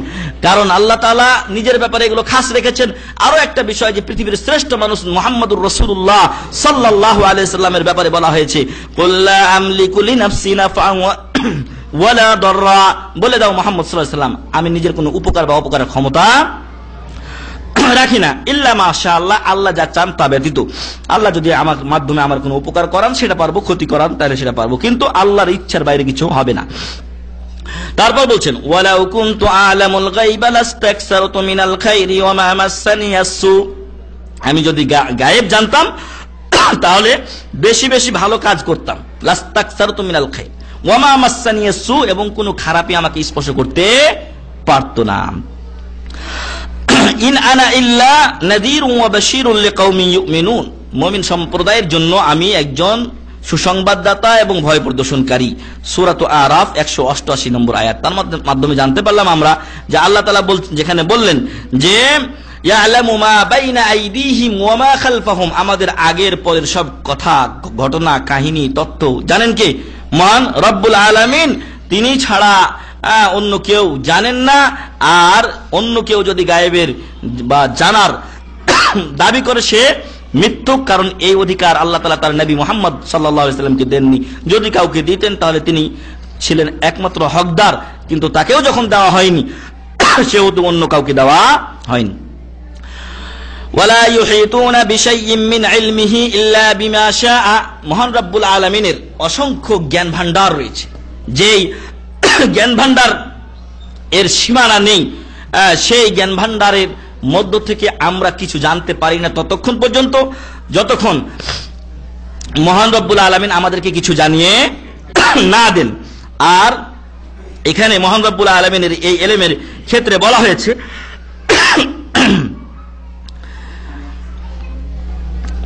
ওয়ালাউ আন্না মা ফিল আরদি মিন শাজারাতিন আকলামুন, পৃথিবীতে যত গাছ আছে এগুলো যদি কলম হয়ে যেত, ওয়াল বাহরু ইয়ামুদ্দুহু মিন বাদিহি সাবআতু আবহুরিন, আর যত সাগর আছে এগুলো যদি কালি হয়ে যেত আর এর সাথে আরো 7 গুণ যদি যুক্ত হতো, মা নাফিদাত কালিমাতুল্লাহ, তাহলে আল্লাহর ইলম লিখে শেষ করা যাবে না, আল্লাহর ইলম শেষ হবে না। ইন্নাল্লাহা আজিজুন হাকিম, নিশ্চয় মহান রব্বুল আলামিন মহাপরাক্রমশালী এবং প্রজ্ঞাময়, বিজ্ঞানময়। তো প্রিয় ভাই এবং বন্ধুগণ, সূরা লোকমান 27 নম্বর আয়াত, এর মাধ্যমে আমরা জানতে পারলাম যে মহান রব্বুল আলামিনের এলেমের মধ্য থেকে আমরা সামান্য এলেম যেটা আল্লাহ দেন আমাদেরকে সেটা জানতে পারি। এখান থেকে আরেকটি বিষয় এখানে ইঙ্গিত করেছেন শেখ মোহাম্মদ হাসান, যিনি মিশরের একজন প্রখ্যাত দায়ী। তিনি বলছেন যে এটা আমাদেরকে স্মরণ করিয়ে দেয় মুসা আলাইহিস সালামের ঘটনা, খিজরের ঘটনা। মুসা আলাইহিস সালাম বলেছেন আমি সবচেয়ে জ্ঞানী। আল্লাহ বললেন যে যাও খিজরের কাছে একটু শিক্ষা নিয়ে আসো। দুইজনের শিক্ষা যখন শেষ, তখন দেখা গেল যে মুসা আলাইহিস সালাম খিজর আলাইহিস সালামের কাছে ফেল পড়ে গেলেন। আর দুইজনে যখন সাগরের পাড়ে বসেছিলেন, তখন একটা পাখি এসে ওই সাগরে মাছ ধরলো। তখন খিজর আলাইহিস সালাম মুসা আলাইহিস সালামকে বললেন যে হে মুসা আলাইহিস সালাম, তোমার এবং আমার এলেম অতটুক পরিমাণ যতটুক পানি এই পাখি তার ঠোঁটের মাধ্যমে সাগর থেকে উঠিয়েছে। আল্লাহু আকবার। একটা পাখি যদি সাগরে ছো মারে তাহলে অনেক সময় পানি থাকে না, বরং একটু ভিজা যে থাকে অনেক সময় ওটা উঠতে উঠতে কি হয়ে যায়, শুকিয়ে যায়। তো প্রিয় ভাই এবং বন্ধুগণ, মহান রব্বুল আলামিনের এলেম অসীম, তার কোনো পরিধির শেষ নেই। আর সেখান থেকে আল্লাহ যতটুকু ইচ্ছা ততটুকু আমাদেরকে দান করেন, এবং সেই এলেম নিয়েই মানুষ আজকে এত লাফালাফি এবং দৌড়াদৌড়ি করছে। আর এই মানুষকে মহান রব্বুল আলামিন একদিন মায়ের পেট থেকে বের করেছিলেন এমন অবস্থায় যখন সে কিছুই জানতো না। লাকাদ আখরাজাকুম মিন বুতুনি উম্মাহাতিকুম লা তা'লামুনা শাইয়া, তোমাদের মায়ের পেট থেকে আল্লাহ তোমাদেরকে এমন অবস্থায় বের করেছিলেন যখন তোমরা কিছুই জানতে না। তারপর আল্লাহ কি বলছেন যে আল্লাহ ইকরা বিসমি রাব্বিকাল্লাযী খালাক, খালাকাল ইনসানা মিন আলাক, ইকরা ওয়া রাব্বুকাল আকরাম আল্লাযী আল্লামা বিল কালাম। আল্লাহ শিক্ষা দিয়েছেন কলমের মাধ্যমে। আল্লামাল ইনসানা মা লাম ইয়ালাম, মানুষ যা জানতো না তা তাকে আল্লাহ তাআলা শিক্ষা দিয়েছেন। আর এই মানুষ পরবর্তীতে আল্লাহর কাছে আল্লাহর এলেম, আল্লাহর জ্ঞান শিক্ষা লাভের পর পরবর্তীতে দেখা গেল যে দুনিয়াতে অবাধ্য হয়ে গেছে এবং আল্লাহ দ্রোহী হয়ে গেছে, আল্লাহর বিধান মানে না, দুনিয়াকে সে বেশি মহব্বত করা শুরু করেছে। প্রিয় ভাই এবং বন্ধুগণ, আসুন আমরা মহান রব্বুল আলামিনের যে এলেম পেয়েছি সেই এলেমকে যথাযথ ভাবে কাজে লাগাই। আল্লাহ যেন আমাদেরকে সে তৌফিক দান করেন, আল্লাহুম্মা আমিন। এই ক্ষেত্রে একটা ভ্রান্ত ধারণা আমাদের মাঝে আছে যে আব্দুল কাদের জিলানী উনি নাকি 18 পারা কোরআন মায়ের পেট থেকে মুখস্থ করে এসেছিলেন, এবং সেটারও একটা কারণ হচ্ছে তার মায়ের 18 পারা কোরআন মুখস্থ ছিল। এগুলো অনেক এলাকায় শোনা যায়, এগুলো সব ভ্রান্ত ধারণা। এগুলো হচ্ছে আল্লাহর কোরআনের বিপরীত। একটু আগে আপনারা আয়াত শুনেছেন যে আল্লাহ তাআলা আমাদেরকে মায়ের পেট থেকে কোনো কিছু জানা ছাড়াই লা তা'লামুনা শাইআ, জ্ঞানহীন অবস্থায় আল্লাহ তাআলা আমাদেরকে সৃষ্টি করেছেন, তারপর আল্লাহ তাআলা আমাদেরকে শিক্ষা দিয়েছেন। যদি কোরআন মুখস্থ করে মায়ের পেট থেকে আসা দরকার ছিল হতো, তাহলে সেটা পেতেন কে? নবী মুহাম্মদুর রাসূলুল্লাহ সাল্লাল্লাহু আলাইহি ওয়াসাল্লাম। অথচ নবী মুহাম্মদুর রাসূলুল্লাহ সাল্লাল্লাহু আলাইহি ওয়াসাল্লামের কাছে যখন জিবরিল আয়াত পড়তেন, তখন উনি বারবার এটাকে পড়তেন মুখস্থ যেন থাকে, ভুলে যেন না যান। আর আল্লাহ তাআলা তখন তাকে বললেন লা তুহাররিক বিহি লিসানাকা লিতাজালা বি ইন্না আলাইনা জামআহু ওয়া কুরআনা। বারবার এরকম জোরে জোরে পড়ার দরকার নেই, তাড়াতাড়ি পড়ছো না, দরকার নেই। ইন্না আলাইনা জামআহু ওয়া কুরআনা, এটা আমি জমা করে রাখবো, আমি এটা তোমাকে পড়াবো, মুখস্থ করাবো। আল্লাহু আকবার। প্রিয় ভাই এবং বন্ধুগণ, তাহলে এগুলো ভ্রান্ত ধারণা আমাদের মাঝে আছে, যা আয়াতুল কুরসি এর প্রতিবাদ করছে। ওয়ালা ইউহিতুনা বিশাইইন মিন ইলমিহি ইল্লা বিমা শা ওয়াসিআ কুরসিয়্যুহুস সামাওয়াতি ওয়াল আরদ। আল্লাহর যে চেয়ার, সেই চেয়ারটাকে ইবনে আব্বাস রাদিয়াল্লাহু আনহু বলছেন সেটা হলো আল্লাহর পা রাখার স্থান। তাহলে এখান থেকে প্রমাণ হয় যে আল্লাহর পা আছে, তবে আল্লাহর পা আল্লাহর মতো, আল্লাহর আকার আছে, আল্লাহ নিরাকার নন। আর আল্লাহর পা আছে, আল্লাহর পা কেমন সেটা আমরা বলতে পারবো না, তবে আল্লাহর পা আল্লাহর মতো, যেভাবে তার জন্য লায়েক শোভা পায় সেই রকম। আর এই কুরসি বলছেন আল্লাহ তাআলা এখানে যে আসমান ও জমিনকে বেষ্টন করে আছে, এত বড় কুরসি। আল্লাহু আকবার। এবং মাখলুকের মধ্যে সবচাইতে বড় মাখলুক কি? আরশে আজিম। আর এই কুরসির দৃষ্টান্ত হলো যে এটা আপনার পুরো আকাশকে বেষ্টন করে আছে। আর আকাশের আপনার দৃষ্টান্ত হলো কুরসির তুলনায় একটা আংটার মতো, যেটা মরুভূমিতে ফেলে রাখা হয়। একটা মরুভূমিতে যদি আপনি একটা এত বড় আংটা ফেলেন তাহলে দেখা যাবে না। আর মরুভূমিটা হলো কুরসি, আর ওই আংটাটা হলো কি? 7 আসমান। 7 আসমান হলো আংটা, ছোট্ট একটা জায়গা, আর পুরা মরুভূমি হলো কুরসি। অনুরূপ আরশের উদাহরণ হলো কুরসির সাথে, সে আংটার উদাহরণের মতো মরুভূমির সাথে বা আসমান জমিনের সাথে।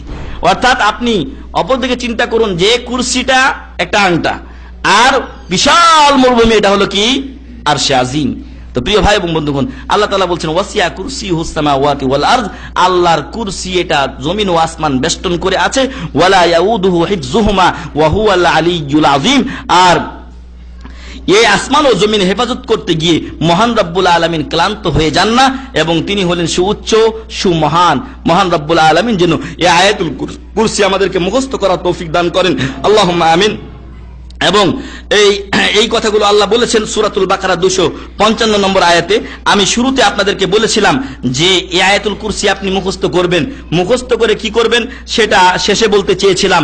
এখন আমরা বলছি যে আয়াতুল কুরসি অবশ্যই প্রত্যেক মুসলিম ব্যক্তির মুখস্থ থাকা একান্ত দরকার, এবং এর মাধ্যমে সে নিজের ঠিকানা জান্নাতে করে নিতে সহজ একটা উপায় লাভ করতে পারবে, অবলম্বন করতে পারবে। আর তা হলো রাসূল সাল্লাল্লাহু আলাইহি সাল্লাম বলছেন, মান কারা আয়াতুল কুরসি দুবরা কুল্লি সালাতিন মাকতুবা, যে ব্যক্তি প্রত্যেক ফরজ নামাজের পরে একবার করে আয়াতুল কুরসি পাঠ করবে, লাম ইয়ামনাহু মিন দুখুলিল জান্নাহ ইল্লাল মাউত, তাকে জান্নাতে প্রবেশ করতে তার মৃত্যু ছাড়া আর কিছু বাধা দিতে পারে না। সুবহানাল্লাহ। তাহলে আপনি মুখস্থ করুন প্রত্যেক ফরজ নামাজের পরে, দৈনিক কয়বার? 5 বার। প্রত্যেক নামাজে একবার, 5 ওয়াক্ত নামাজে 5 বার পড়বেন, আর এর বিনিময়ে মহান রব্বুল আলামিন আপনাকে কি দিবেন? জান্নাত দিবেন। আল্লাহ যেন আমাদেরকে মুখস্থ করে এটার উপর আমল করার তৌফিক দান করেন, আল্লাহুম্মা আমিন। হাদিসটি নাসাই শরীফের এবং ইবনে হিব্বান এটাকে সহিহ বলে উল্লেখ করেছেন। এছাড়াও এই আয়াতুল কুরসির ব্যাপারে একটা লম্বা হাদিস বর্ণিত হয়েছে, যেখানে বলা হয়েছে যে আবু হুরায়রা রাদিয়াল্লাহু আনহুকে আল্লাহ রাসূল সাল্লাল্লাহু আলাইহি ওয়াসাল্লাম ফিতরার মাল বা সম্পদ, যাকাতুল ফিতর হেফাজতের জন্য দায়িত্ব দিলেন, আর আবু হুরায়রা রাদিয়াল্লাহু আনহু সেই সম্পদ হেফাজতের দায়িত্বে থাকলেন। রাত্রে দেখলেন একটা লোক এসে ওই সম্পদ থেকে, ওই খাদ্য ভান্ডার থেকে নেওয়া শুরু করেছেন। এখান থেকে বোঝা যায় যে আল্লাহ রাসূল সাল্লাল্লাহু আলাইহি ওয়াসাল্লামের যুগে যাকাতুল ফিতর দেওয়া হতো কি দিয়ে? খাদ্য দিয়ে। ওই খাদ্য থেকে নেওয়া শুরু করেছে, তাহলে বোঝা যায় খাদ্য থেকে দেওয়া হতো। কিন্তু এখন মানুষ টাকা দেয়, আবার অন্য কি কিনা দেয় না, এগুলো দিয়ে আদায় হবে না, বরং খাদ্যই দিতে হবে। আবু হুরায়রা রাদিয়াল্লাহু আনহু ওই লোককে ধরে ফেললেন, দেখলেন রাত্রে যাকাতুল ফিতর থেকে নেওয়া শুরু করেছে এই লোক, আর আমাকে রাসূল সাল্লাল্লাহু আলাইহি ওয়াসাল্লাম দায়িত্ব দিয়েছেন, ধরিয়ে বেটাকে ধরলেন। তারপরে ওই লোক বলছে, বাবা রে, আমি গরিব মানুষ, অনেক বড় ফ্যামিলি আমার, তুই আমাকে ছেড়ে দে, রহম কর, দয়া কর। তো ছেড়ে দিলেন। পরের দিন রাসূল সাল্লাল্লাহু আলাইহি ওয়াসাল্লাম সকালবেলা তাকে বলছেন যে, হে আবু হুরায়রা রাদিয়াল্লাহু আন, তোমার কয়েদির অবস্থা কি? তো উনি বললেন যে ও তো অনেক কাকুতি মিনতি করলো, আমি দয়া করে ছেড়ে দিয়েছি। আল্লাহ রাসূল সাল্লাল্লাহু আলাইহি ওয়াসাল্লাম বললেন, তোমাকে সে মিথ্যা বলেছে, অর্থাৎ তার কোনো প্রয়োজন নেই, সে ফকির না, আর তোমাকে মিথ্যা বলেছে, তবে সে লোকটা আগামীকালকে আবার আসবে। তো পরের রাত্রে উনি রাসূলের কথা শুনে আবার পাহারা দিলেন, আবার ধরলেন, আবার একই অবস্থা। তারপরে আবার রাসূল সাল্লাল্লাহু আলাইহি ওয়াসাল্লামের কাছে গেলেন, একই কথা বললেন, ও মিথ্যা বলেছে, তবে আগামী রাত্রে আবারও আসবে। এবার আবু হুরায়রা রাদিয়াল্লাহু আনহু পুরো প্রস্তুতি নিয়ে অপেক্ষা করতে থাকলেন। আসলো এই লোক, আসার পর আবার নেওয়া শুরু করলো। আবু হুরায়রা রাদিয়াল্লাহু আনহু তাকে ধরলেন। ধরার পরে তখন ওই লোক আবু হুরায়রা বলছেন, আল্লাহর কসম, আজকে তোমাকে নিয়ে যাবই কোথায়? রাসূল সাল্লাল্লাহু আলাইহি ওয়াসাল্লামের কাছে। আর ওই লোক এবার বলছে যে, শোনো, তুমি আমাকে ছেড়ে দাও, আমি তোমাকে কিছু কথা শিক্ষা দেব যেটা তোমার উপকারে আসবে। আর আবু হুরায়রা রাদিয়াল্লাহু আনহু এলেমের পোকা ছিলেন, উনি এলেম শিক্ষার জন্য আগ্রহী ছিলেন, যার ফলে আমরা জানতে পারি যে উনি 5273টি বা 74টি হাদিস তিনি বর্ণনা করেছেন। এরকম এত অধিক সংখ্যক হাদিস অন্য কেউ বা অন্য কোনো সাহাবী বর্ণনা করেননি। তো যে কথা বলছিলাম, যে উনি বললেন, ঠিক আছে, আহলান সাহলান, তুমি আমাকে তাহলে ওই কালিমাগুলো শিক্ষা দাও। তখন সে বলছে যে, তুমি আয়াতুল কুরসি যখন ঘুমাতে যাবে তখন শুরু থেকে শেষ পর্যন্ত একবার পাঠ করবে। যখন ঘুমাতে যাবে বিছানায় রাত্রে, এখন আমরা এখান থেকে গিয়ে ইনশাআল্লাহ ঘুমাবো, যখন কেউ বিছানায় যাবে ঘুমানোর জন্য, তখন যেন সে আয়াতুল কুরসি শুরু থেকে নিয়ে শেষ পর্যন্ত পাঠ করে। তাহলে কি হবে? এই লোক বলছে যে, লাম ইয়াজাল আলাইকা মিনাল্লাহি ফাইন্নাকা লা ইয়াজাল আলাইকা মিনাল্লাহি হাফিজুন ওয়া লা ইয়াকরাবান্নাকা শাইতানুন হাত্তা তুসবিহা। সকাল পর্যন্ত একজন আল্লাহর পক্ষ থেকে হেফাজতকারী ফেরেশতা তোমার হেফাজত সংরক্ষণ করবে, আর সকাল পর্যন্ত শয়তান তোমার কাছেও আসতে পারবে না। সুবহানাল্লাহ। দুটা ফজিলত, যে একজন হেফাজতকারী আপনাকে হেফাজত করবে আল্লাহর পক্ষ থেকে, আর শয়তান আপনার কাছে আসতে পারবে না। আবু হুরায়রা রাদিয়াল্লাহু আনহু বলছেন, ফাখাল্লাইতু সাবিলাহু, আমি তাকে ছেড়ে দিলাম, রাসূলের কাছে গেলাম, রাসূল সাল্লাল্লাহু আলাইহি সাল্লামকে ঘটনা বললাম। তখন উনি বললেন, সাদাকাকা ওয়া হুয়া কাযুব, এর আগে 2 দিন মিথ্যা বলছে, আজকে কথাটা সত্য বলছে, তবে ও মিথ্যাবাদী। লোকটা মিথ্যাবাদী, সে সত্য কথা বলে গেছে। তাহলে মিথ্যাবাদী লোক মাঝে মাঝে 2-1টা সত্য কথা বলতে পারে। যাই হোক, সে সত্য তথ্য দিয়েছে। আবু হুরায়রা রাদিয়াল্লাহু আনহুকে রাসূল সাল্লাল্লাহু আলাইহি ওয়াসাল্লাম জানালেন। তারপর উনি বললেন, হে আবু হুরায়রা, তুমি কি জানো যে এই 3 রাত্রি থেকে তুমি কার সাথে কথোপকথন করছো? তখন আবু হুরায়রা রাদিয়াল্লাহু আনহু বললেন, না, আমি জানি না। রাসূল সাল্লাল্লাহু আলাইহি ওয়াসাল্লাম বললেন, যাকা শাইতানুন, সে হচ্ছে কি? শয়তান। এই শয়তান 3 রাত থেকে তোমাকে জ্বালাতন করতেছে। তো প্রিয় ভাই এবং বন্ধুগণ, তথ্য যেটা ছিল সেটা ছিল যে প্রত্যেক রাত্রে যদি ঘুমার সময় আপনি পড়েন, তাহলে একজন ফেরেশতা আপনাকে সকাল পর্যন্ত আল্লাহর পক্ষ থেকে হেফাজত করবেন এবং শয়তান আপনার কাছে আসতে পারবে না। তাহলে এটা ঘুমার সময় পড়তে হবে না, নাকি? ঘুমার সময় পড়তে হবে। অনেক ভাই আছেন যারা অভিযোগ করেন আমাদের কাছে যে বুক মনে হয় কিসে এসে চেপে ধরে, ভয় লাগে, এই লাগে সেই লাগে। আপনি আয়াতুল কুরসি পড়ে, সূরা নাস, ফালাক, ইখলাস, সূরা ফাতিহা পড়ে আপনি ঘুমান, ইনশাআল্লাহ আপনার কোনো সমস্যা হবে না। হাদিসটি সহিহুল বুখারী 8ম খণ্ডের 102 পৃষ্ঠা রয়েছে। এছাড়া আরো বেশ কয়েকটি হাদিস রয়েছে, যার একটাতে বলা হয়েছে যে আল্লাহ রাসূল সাল্লাল্লাহু আলাইহি সাল্লামের একজন সাহাবী, তিনি একদিন একটা শয়তানের সাথে কি করলেন, সাক্ষাৎ হয়ে গেল। সাক্ষাৎ হয়ে যাওয়ার পর তিনি বলছেন যে তুমি কি মানুষ না শয়তান রাত্রি? তো উনি বলছেন যে আমি হচ্ছি শয়তান বা জিনদের অন্তর্ভুক্ত আমি। তখন ওই সাহাবী তার সাথে কুস্তাকুস্তি করলেন, তার সাথে করলেন, মল্লযুদ্ধ করলেন। তো মল্লযুদ্ধে সাহাবী জিতলেন। তারপরে ওই লোক তখন বলছে তাকে, এই জিন শয়তান, যে যদি আপনি আরেকবার আমার সাথে মল্লযুদ্ধ করেন তাহলে আপনাকে আমি একটা তথ্য দিব যেটা আপনার উপকারে আসবে। উনি বললেন আহলান সাহলান, আমাকে সে তথ্য আপনি দিন, আমি আরেকবার আপনার সাথে মল্লযুদ্ধে উপনীত হব। তো তিনি আবার যুদ্ধ করলেন এবং এই শয়তান তাকে একটা তথ্য দিল। সেই তথ্য ছিল যে আপনি আয়াতুল কুরসি পাঠ করবেন, আল্লাহ আপনাকে শয়তান থেকে হেফাজত করবে। সুবহানাল্লাহ।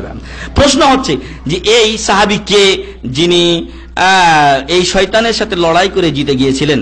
যে আপনি বাদ দিয়ে আপনি একবার পাইছেন, কেউ আছেন? এই সাহাবীর নাম কি যিনি শয়তানের সাথে লড়াই করে বিজয়ী হয়েছেন? মান হুয়া সাহাবী আল জলিল? ওমর বিন খাত্তাব রাদিয়াল্লাহু আনহু। উত্তর সঠিক হয়েছে, আপনার পুরস্কার নিয়ে যান। জি,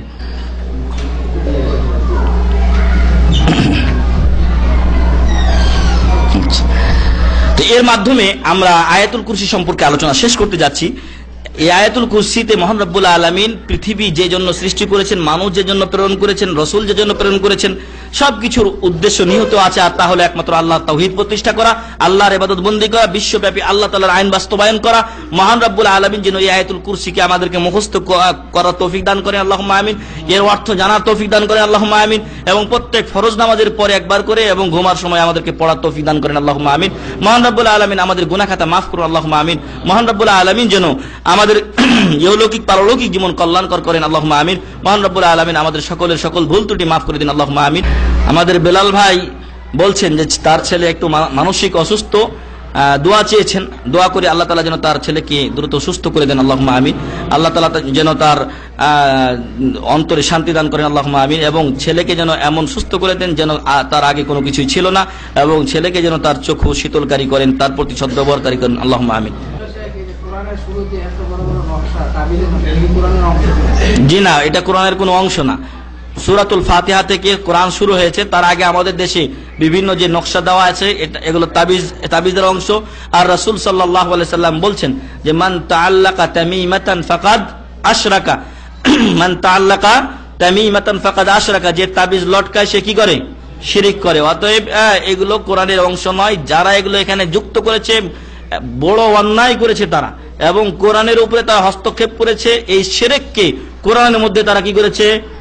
ঢুকিয়ে দিয়েছে। অথচ কোরআন শিরক থেকে অনেক অনেক দূরে, বরং তাদের বিরুদ্ধে কোরআন যুদ্ধ ঘোষণা করেছে। কি বলছে কোরআন? ইন্নাল্লাহা লা ইয়াগফিরু আন ইউশরাকা বিহি ওয়া ইয়াগফিরু মা দুনা যালিকা লিমান ইয়াশা। মহান রব্বুল আলামিন শিরকের গুনাহ মাফ করবেন না, অন্য কোন গুনাহ, এর নিচু পর্যায়ের যে কোনো গুনাহ আল্লাহ ইচ্ছা করলে যার জন্য ইচ্ছা করবেন মাফ করতে পারেন, কিন্তু শিরক আল্লাহ তাআলা মাফ করবেন না। আর শিরকের আড্ডাখানা নিয়ে এসে কোরআনের আগা দিয়েছে, নাউযুবিল্লাহি মিন যালিক। এই সমস্ত লোকদের উচিত আল্লাহকে ভয় করা এবং শিরক থেকে বেঁচে থাকা। আসলে আমরা এমন এক পরিবেশে বড় হয়েছি বা এমন এক সমাজ পেয়েছি যেখানে শিরকের আড্ডাখানা, আর শিরকের মাধ্যমে মানুষ নিজের অন্যের উপরে নিজের প্রাধান্য বিস্তারের একটা চেষ্টা করে। আপনারা দেখবেন অনেক সময় একটা লোক যদি জাদু শিখে, মাশাআল্লাহ জাদু জানে, অনেকে তাকে বাহবা দেয়, সবাই মিলে তার চতুর্পাশে ভিড় করে, এবং অনেকে যখন ওই জাদুর মাধ্যমে অনেকে আছে কি টাকা পয়সা সে উপার্জন করে। কিন্তু এই জাদু শিখা হলো শিরক এবং মিন আকবারিল কাবাইর, সবচাইতে বড় গুনাহ যেগুলো সেগুলোর একটা। এবং ইসলাম ভঙ্গকারী জিনিসের একটা, সাথে সাথে 7টি ধ্বংসাত্মক বিষয় থেকে রাসূল সাল্লাল্লাহু আলাইহি সাল্লাম আমাদেরকে বেঁচে থাকতে বলেছেন, তার একটা কিন্তু আসসিহর। তো এই জিনিসগুলোর মাধ্যমে আমাদের সমাজে যেখানে আপনার সকলেই মনে করছে যে এটা একটা বড় জিনিস, বাহ খুব ভালো কাজ করছে, জাদু জানে, তুই কি জানিস বেটা, আপনি যত তাওহীদের কথা বলেন আপনি কিছুই না, ও জাদু জানে, ওই ওর কাছে বড়। তো ফলে দেখা যায় যে এই আমাদের সমাজে যখন আমরা এরকম সমাজ পেয়েছি, ওই সমস্ত লোকেরা এই আল্লাহর কালামের উপরে তাবিজ কবজ বসাতেও তাদের হাত কাঁপেনি, অন্তর তাদের ভয়ে ভীত হয়নি, ওরা যেন সাবধান হয়ে যায় আসলে কোরআনের ভিতরে কি আছে ওরা তারা বুঝতেই পারেনি। আল্লাহ বললেন, ইন্নাল্লাহা লা ইয়াগফিরু আইয়ুশরাকা বিহি ওয়া ইয়াগফিরু মা দুনা যালিকা লিমান ইয়াশা। শিরকের গুনাহ ছাড়া আল্লাহ যে কোনো গুনাহ মাফ করতে ইচ্ছা করলে মাফ করতে পারেন, শিরকের গুনাহ আল্লাহ মাফ করবেন না। তবে অনেকে হয়তো ভাবছেন যে শিরক করে ফেলেছি, আল্লাহ আমাকে তাহলে আর মাফ করবেন না। সম্মানিত ভাই, এই ধারণা ভুল। বরং আপনি যদি আল্লাহ না করুক কেউ যদি শিরক করে থাকে, তাহলে এখন তওবা করলে আল্লাহ মাফ করবেন, কিন্তু শিরক নিয়ে মারা গেলে তখন আর মাফ হবে না। শিরক নিয়ে মারা গেলে মাফ হবে না। তবে কেউ যদি ভুল বুঝতে পারে তাহলে মহান রব্বুল আলামিন তাকে ক্ষমা করবেন যদি সে তওবা করে। বলছিলাম, মান আল্লাকা তামিমাতান ফাকাদ আশরাক, যে ব্যক্তি তাবিজ কবজ লটকায় সে শিরক করে। মানে আল্লাকা শাইয়ান ওয়াকিলা ইলাই, যে ব্যক্তি কোনো কিছু লটকায় আল্লাহ তাকে ওই দিকে সুপোদ করে দেন। আর আল্লাহ রাসূল সাল্লাল্লাহু আলাইহি ওয়াসাল্লাম বদদুয়া করেছেন, মান তাআল্লাকা ওয়াদাআতান, অথবা এইভাবে আরেকটি শব্দ বলা হয়েছে, যে ব্যক্তি কোনো কিছু দাগা টাগা ইত্যাদি লটকায়, ফালা আতাম্মাল্লাহু লাহ, আল্লাহ যেন তার মনোবাসনা পূর্ণ না করে। আল্লাহ রাসূল সাল্লাল্লাহু আলাইহি সাল্লামের কাছে 10 জন লোক আসলেন, তাদের 9 জনকে আল্লাহ রাসূল সাল্লাল্লাহু আলাইহি ওয়াসাল্লাম বায়াত করালেন, একজনকে বায়াত করালেন না। জিজ্ঞাসা করা হলো যে কেন আপনি তাকে বায়াত করালেন না? তো উনি বললেন যে ওর হাতে তাবিজ রয়েছে। ওর হাতে তাবিজ রয়েছে। সাথে সাথে ওই লোকটা তাবিজ ছিঁড়ে ফেললে রাসূল সাল্লাল্লাহু আলাইহি ওয়াসাল্লাম তাকেও কি করলেন? বায়াত করালেন। আল্লাহু আকবার। এগুলো শুনেও কি আমাদের আর হুঁশ হয় না যে আমরা কোন পথে চলছি? অথচ দেখা যাচ্ছে এখন যেই বেচারা যত বড় জুব্বা, যত বড় আলখাল্লা, যত বড় পীর, তার তাবিজটার দাম তত বেশি। অথচ তাবিজ কিন্তু একই, তাবিজ একই। 5 টাকা দামের আপনার ওই খাপ, 5 টাকা দামের খাপ, আর ওই আল্লাহর বাণী আল কোরআনকে বিভিন্ন ভাবে এরা মানে উপরে উঠাবে কি বরং আরো নিচে নামাচ্ছে। এই কোরআনগুলো আমি দেখেছি যাত্রাবাড়ি চৌরাস্তাতে এক লোক বিক্রি করছে, এত পাতলা পেপার, আল্লাহু আকবার, খুবই পাতলা পেপার, আর মনে হচ্ছে যেন তেল দেওয়া আছে এগুলোতে, এরকম অবস্থা। আর লাল কালি সাদা কালি কি কিনা এইভাবে লেখা আছে, আর ওইগুলোকে পেঁচিয়ে ওটার ভিতরে ঢুকিয়ে দেয় আর একটু মোমবাতি লাগিয়ে দেয়, খালাস।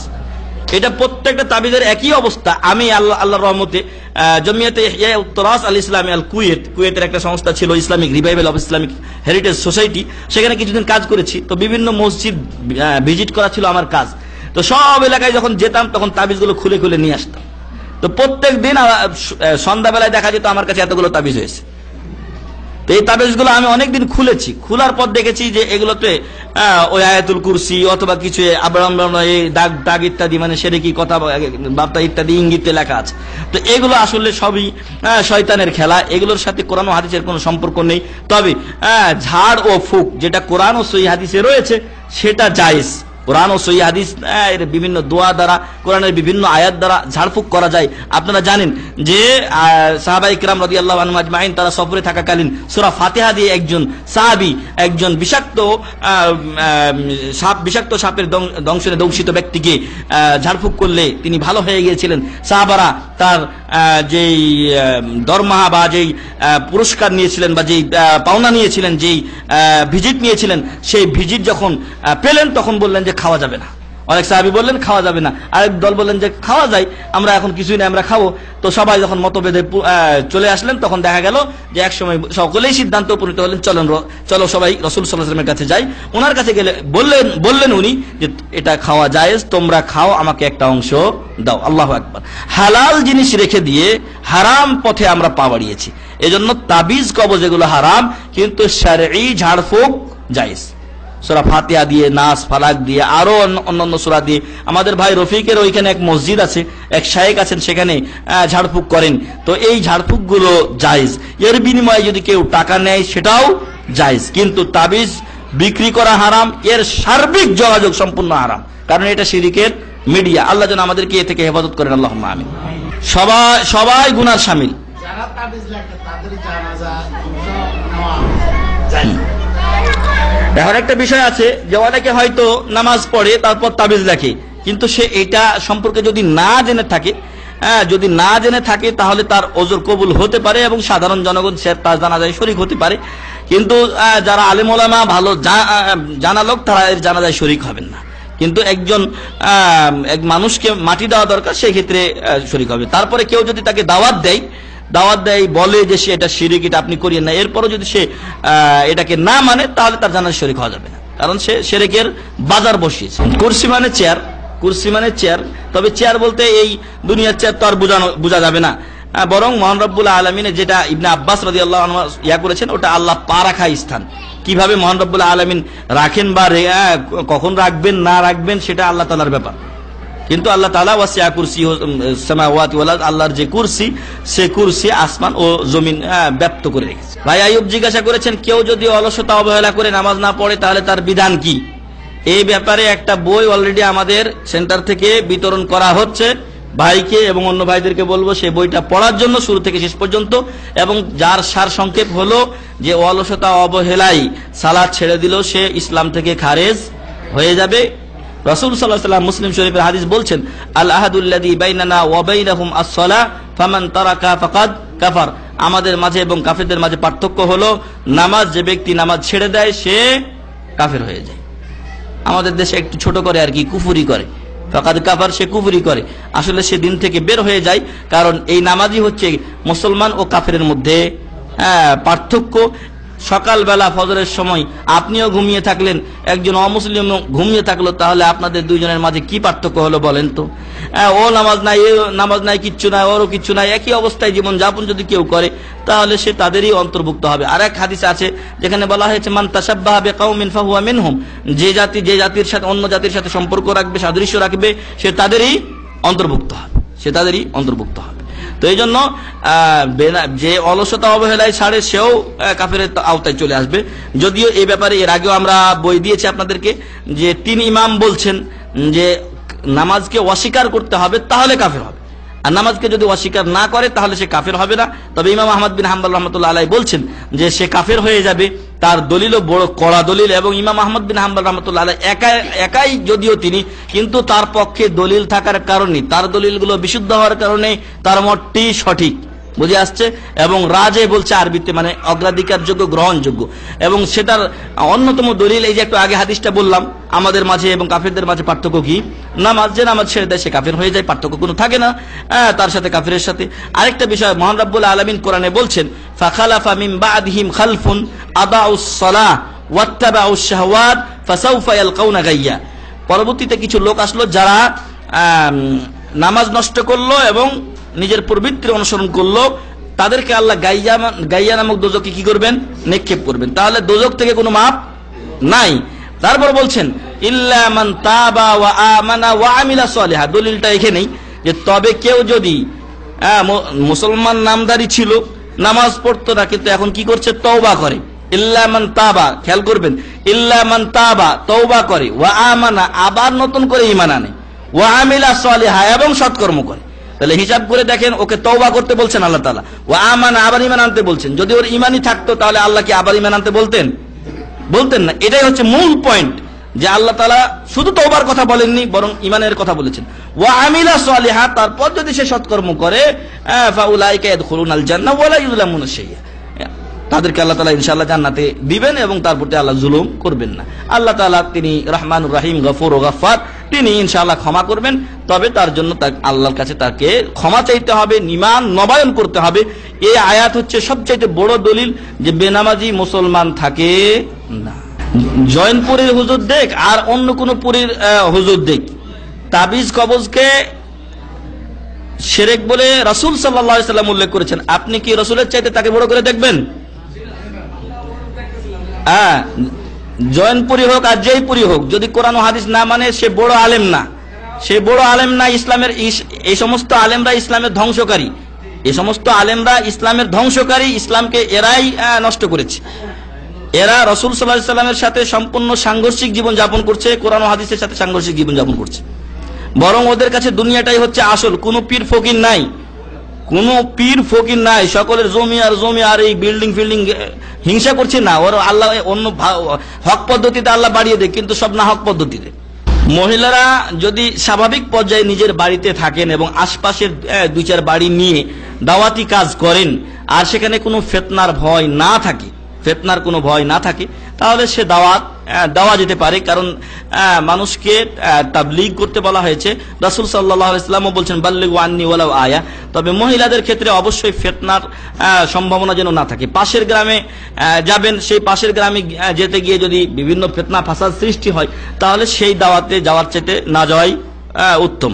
তো এই ক্ষেত্রে আমরা মাসলাহা এবং মাফসাদা, কল্যাণ ও অকল্যাণের দিকে খেয়াল করব। আমি আমার এলাকার কথা বলি, কিছু মহিলা এক সময় দেখলাম যে বিশেষ এক ইসলামী দলের সাথে সম্পৃক্ত হলো এবং এরকম দাওয়াতি কাজে লিপ্ত হলো। আর আমাদের গ্রামের মধ্যখান দিয়ে একটা বাস যেত সকালবেলা, মহিলাগুলো সকালবেলা এই বাসে যেত এবং সারাদিন দাওয়াতি কাজ করে সন্ধ্যার সময় আসতো। বাসটার কি অবস্থা ছিল, যেহেতু একটাই বাস সকালে যায় এবং সন্ধ্যায় ফিরে আসে, বাদুর ঝোলার মতো এই বাসে যেতে হয়। ওই বাসেও মহিলার ইজ্জত কতটুকু ঠিক থাকে, অনেক সময় দেখা যায় বোরকা খুলে চলে গেছে, মানে মানুষের এত ভিড়। তো এইভাবে দাওয়াতি কাজে যাওয়া কি জায়েজ মনে করেন আপনারা? না, এটা ইসলাম না। ফলে আমি বলবো যে যদি নিরাপত্তা থাকে, মহিলারা মহিলাদের মাঝে হয়, অথবা একজন মহিলা দাঁড়িয়ে আছেন, তিনি দাওয়াতি কাজ করেন, তার কাছে আল্লাহ তাআলা ইলম দিয়েছেন, উনি আর 10 জনকে বুঝাতে চান এবং পাশের গ্রামে যেতে চান, অবশ্যই তার সাথে একটা পুরুষ লোক, তার স্বামী অথবা তার ভাই হোক, তার ছেলে হোক, তার সাথে থাকতে হবে। এজন্য যে এখনকার সময়ে আমরা ফিতনা থেকে কি নয়, মুক্ত নয়, এবং বিভিন্ন ইবটিজিং এবং এই সকল ফিতনা তো আরো রয়ে গেছে। আর মোবাইলের জগৎ তো এটাকে আরো উন্মুক্ত করে দিয়েছে। ফলে এই সময়গুলোতে আমরা বলবো যে ফিতনা থেকে মুক্ত হলে দাওয়াতি কাজ করা যেতে পারে। আর একটা বিষয়, হেলাল ভাই যেটা বলছেন যে দাওয়াত দিচ্ছে সেই দাওয়াত যদি এমন হয় বাতিল দাওয়াত, অর্থাৎ যেটাকে আমি দাওয়াত মনে করছি সেই দাওয়াতটা দেখা যাচ্ছে কোরআন ও হাদিসের সাথে, সহিহ হাদিসের সাথে সম্পর্ক নাই, বরং আমি ফাজাইল আমল অথবা ফাজাইল সাদাকাত অথবা আরো কোনো ব্যক্তি বিশেষের বই নিয়ে দাওয়াত দিচ্ছি, কোরআন ও হাদিসের দিকে আমি দাওয়াত দিচ্ছি না, তাহলে তো সেখানে যাওয়াই যাবে না। বরং দাওয়াত হতে হবে কোরআন ও সহিহ হাদিসের দিকে এবং মানুষকে হক পথে ইসলামের দিকে দাওয়াত দিতে হবে। এখন বর্তমান সময়ে আমাদের দেশে বেশিরভাগ দাওয়াত হয়ে গেছে, 2টা ইসলামের কথা বলে নিলাম, তারপরে ভাই আপনি এখানে আমাদের সদস্য হন, 5 টাকা করে মাসিক চাঁদা দেন ভাই, ইত্যাদি ইত্যাদি। এখন এগুলো হয়ে গেছে। যদি এই হয় তাহলে বলবো যে না, এগুলো ঠিক না, বরং ইসলামের দিকেই মানুষকে আহ্বান করতে হবে এবং ইসলামী বৃহত্তর স্বার্থে অকল্যাণ না থেকে যদি দেখা যায় কল্যাণের পরিমাণ বেশি, তাহলে সেখানে যাওয়া যেতে পারে দাওয়াত। এক ভাই প্রশ্ন করেছেন আকিকা সম্পর্কে। বসেন, আপনি বসেন। আকিকা এটা সুন্নাতে মুআক্কাদা, যাদের সামর্থ্য আছে তারা যেন অবশ্যই এই সুন্নাতের উপরে আমল করেন। রাসূল সাল্লাল্লাহু আলাইহি সাল্লাম হাসান ও হুসাইনের পক্ষ থেকে, হাসান এর পক্ষ থেকে 2টা এবং হুসাইনের পক্ষ থেকেও 2টা কি করেছেন, দুম্বা জবাই করেছেন হিসাবে, আপনার আকিকা হিসাবে। এখন ভাই বলছেন যে ছেলে মেয়ের পার্থক্য কি? যদি ছেলে হয় তাহলে 2টা দিবে, মেয়ে হলে 1টা দিবে। ছেলে হলে 2টা দিবে, মেয়ে হলে 1টা দিবে, এবং সেটা দুম্বা, ছাগল এই জাতীয় জন্তু দিবে। এখন অনেক সময় দেখা যায় অনেকে গরু দেয়, গরুর কোনো কথা আসে নাই। ফলে আমি যদি একজন সত্যিকার মুসলিম হই, তাহলে আমার উচিত রসুলের আমলের উপরে আমল করা, রসুল যেভাবে আমল করেছেন সেভাবে আমল করা। রসুল সাল্লাল্লাহু আলাইহি ওয়াসাল্লাম আমাদের চাইতেও তার নাতিদ্বয়কে বেশি ভালোবাসতেন, অথচ তিনি কিন্তু কোনোদিন উট দেননি, উনি কিন্তু অন্য কোনো জন্তু দেননি। যেটা দিয়েছেন সেই পদের জন্তু আমাদেরকে দিতে হবে, এটাই হচ্ছে সুন্নাত। আর অনেকেই করেন কি, আবার ওই কুরবানির ভাগার সাথে 2 ভাগা ছেলের জন্য মেয়ের জন্য 1 ভাগা দিয়ে দেন না। ভাগার কোনো মাসালা আকিকার ক্ষেত্রে আনা যাবে না, ভাগা দিয়ে কোনো আকিকা চলবে না, বরং ছেলের জন্য 2 খাসি, মেয়ের জন্য 1 খাসি দিবেন। যদি আপনার খাসির সামর্থ্য না থাকে তো বকরি দিবেন, ওটার দাম একটু কম থাকে। তো এইভাবে আমরা আমল করব। এবং সময়ের ব্যাপারে বলা হয়েছে 7 দিন, 14 দিন, 21 দিন, এই দিনগুলোতে আমরা দেওয়ার চেষ্টা করব। এখন যদি কোনো ভাই সামর্থ্য না থাকার কারণে দিতে না পারেন, তাহলে পরবর্তীতে দিলেও ইনশাআল্লাহ আদায় হয়ে যাবে। কিন্তু অনেক ভাইয়ের ব্যাপারে আমরা শুনি যে উনি ওই 7 দিনের দিন দিবেন না, কোনো কারণ নেই, কারণ হচ্ছে যে আমি ওখানে যাব তারপর হবে বা কিছু, বা 14 দিনের দিনটাকে অভার করছেন তিনি কি জন্য? নিজের শরীকের জন্য, নিজে যাওয়ার জন্য। আপনার যাওয়ার কারণে সুন্নাতকে পিছিয়ে দেওয়া বা সুন্নাতকে ছেড়ে দেওয়া এটা ঠিক না। ওখানে করে নিল, আপনি যদি একটু গোস্ত খেতেই চান আপনার ছেলের বা মেয়ের আকিকার, তো আপনি গিয়ে খাবেন। আরো একটা বাতিল ধারণা হচ্ছে যে আকিকার গোস্ত বাবা মা খেতে পারবে না। আরে বাবারে বাবারে, মায়ের সন্তান হলো কত কষ্ট করে বেচারা এই সন্তানকে লালন পালন করছেন, তার মাধ্যমে আল্লাহ তাআলা তাকে দুনিয়াতে নিয়ে আসলেন, আর এই মাই খেতে পারবে না? এক বেদাতি জাহিলি মাসালা। তো এই আকিকার গোশত নিজে খাবেন, পাড়া প্রতিবেশীকে দিবেন, আত্মীয় স্বজনকে দিবেন, সবাই মিলে খাবেন। মা খাবে, বাপ খাবে, আত্মীয় স্বজন সবাই খাবে। কারো এখানে মামনু নাই, কেউ নিষিদ্ধ নাই এই গোশত থেকে। বুঝা গেছে? আর কোনো কিছু জানার আছে আপনার এই মাসালায়? আপনি ইচ্ছা করলে দিতে পারেন, যেহেতু সে কি হয়েছিল, জীবিত ভূমিষ্ঠ হয়েছিল। আরেকটা বিষয় হচ্ছে যে একদল ওলামা বলছেন যে যখন তার 4 মাস হয়ে যায় তখন তার রূহ দেওয়া হয়, ফলে 4 মাসের পরে যদি কেউ মারা যায় তার জানাজাও পড়তে হবে। কেউ যদি আকিকা দিতে চায় তো সে দিতে পারে। আর একদল বলছেন যেহেতু মারাই গেছে 7 দিনে পৌঁছেন, তো দেওয়ার দরকার নেই। তবে যদি আপনি মনে করেন যে আমি দিয়ে দিব, দিয়ে দিতে পারেন। وآخر دعوانا الحمد لله رب العالمين وصلى الله على نبينا محمد. السلام عليكم ورحمة الله وبركاته. سبحانك اللهم وبحمدك أشهد أن لا إله إلا أنت أستغفرك وأتوب إليك.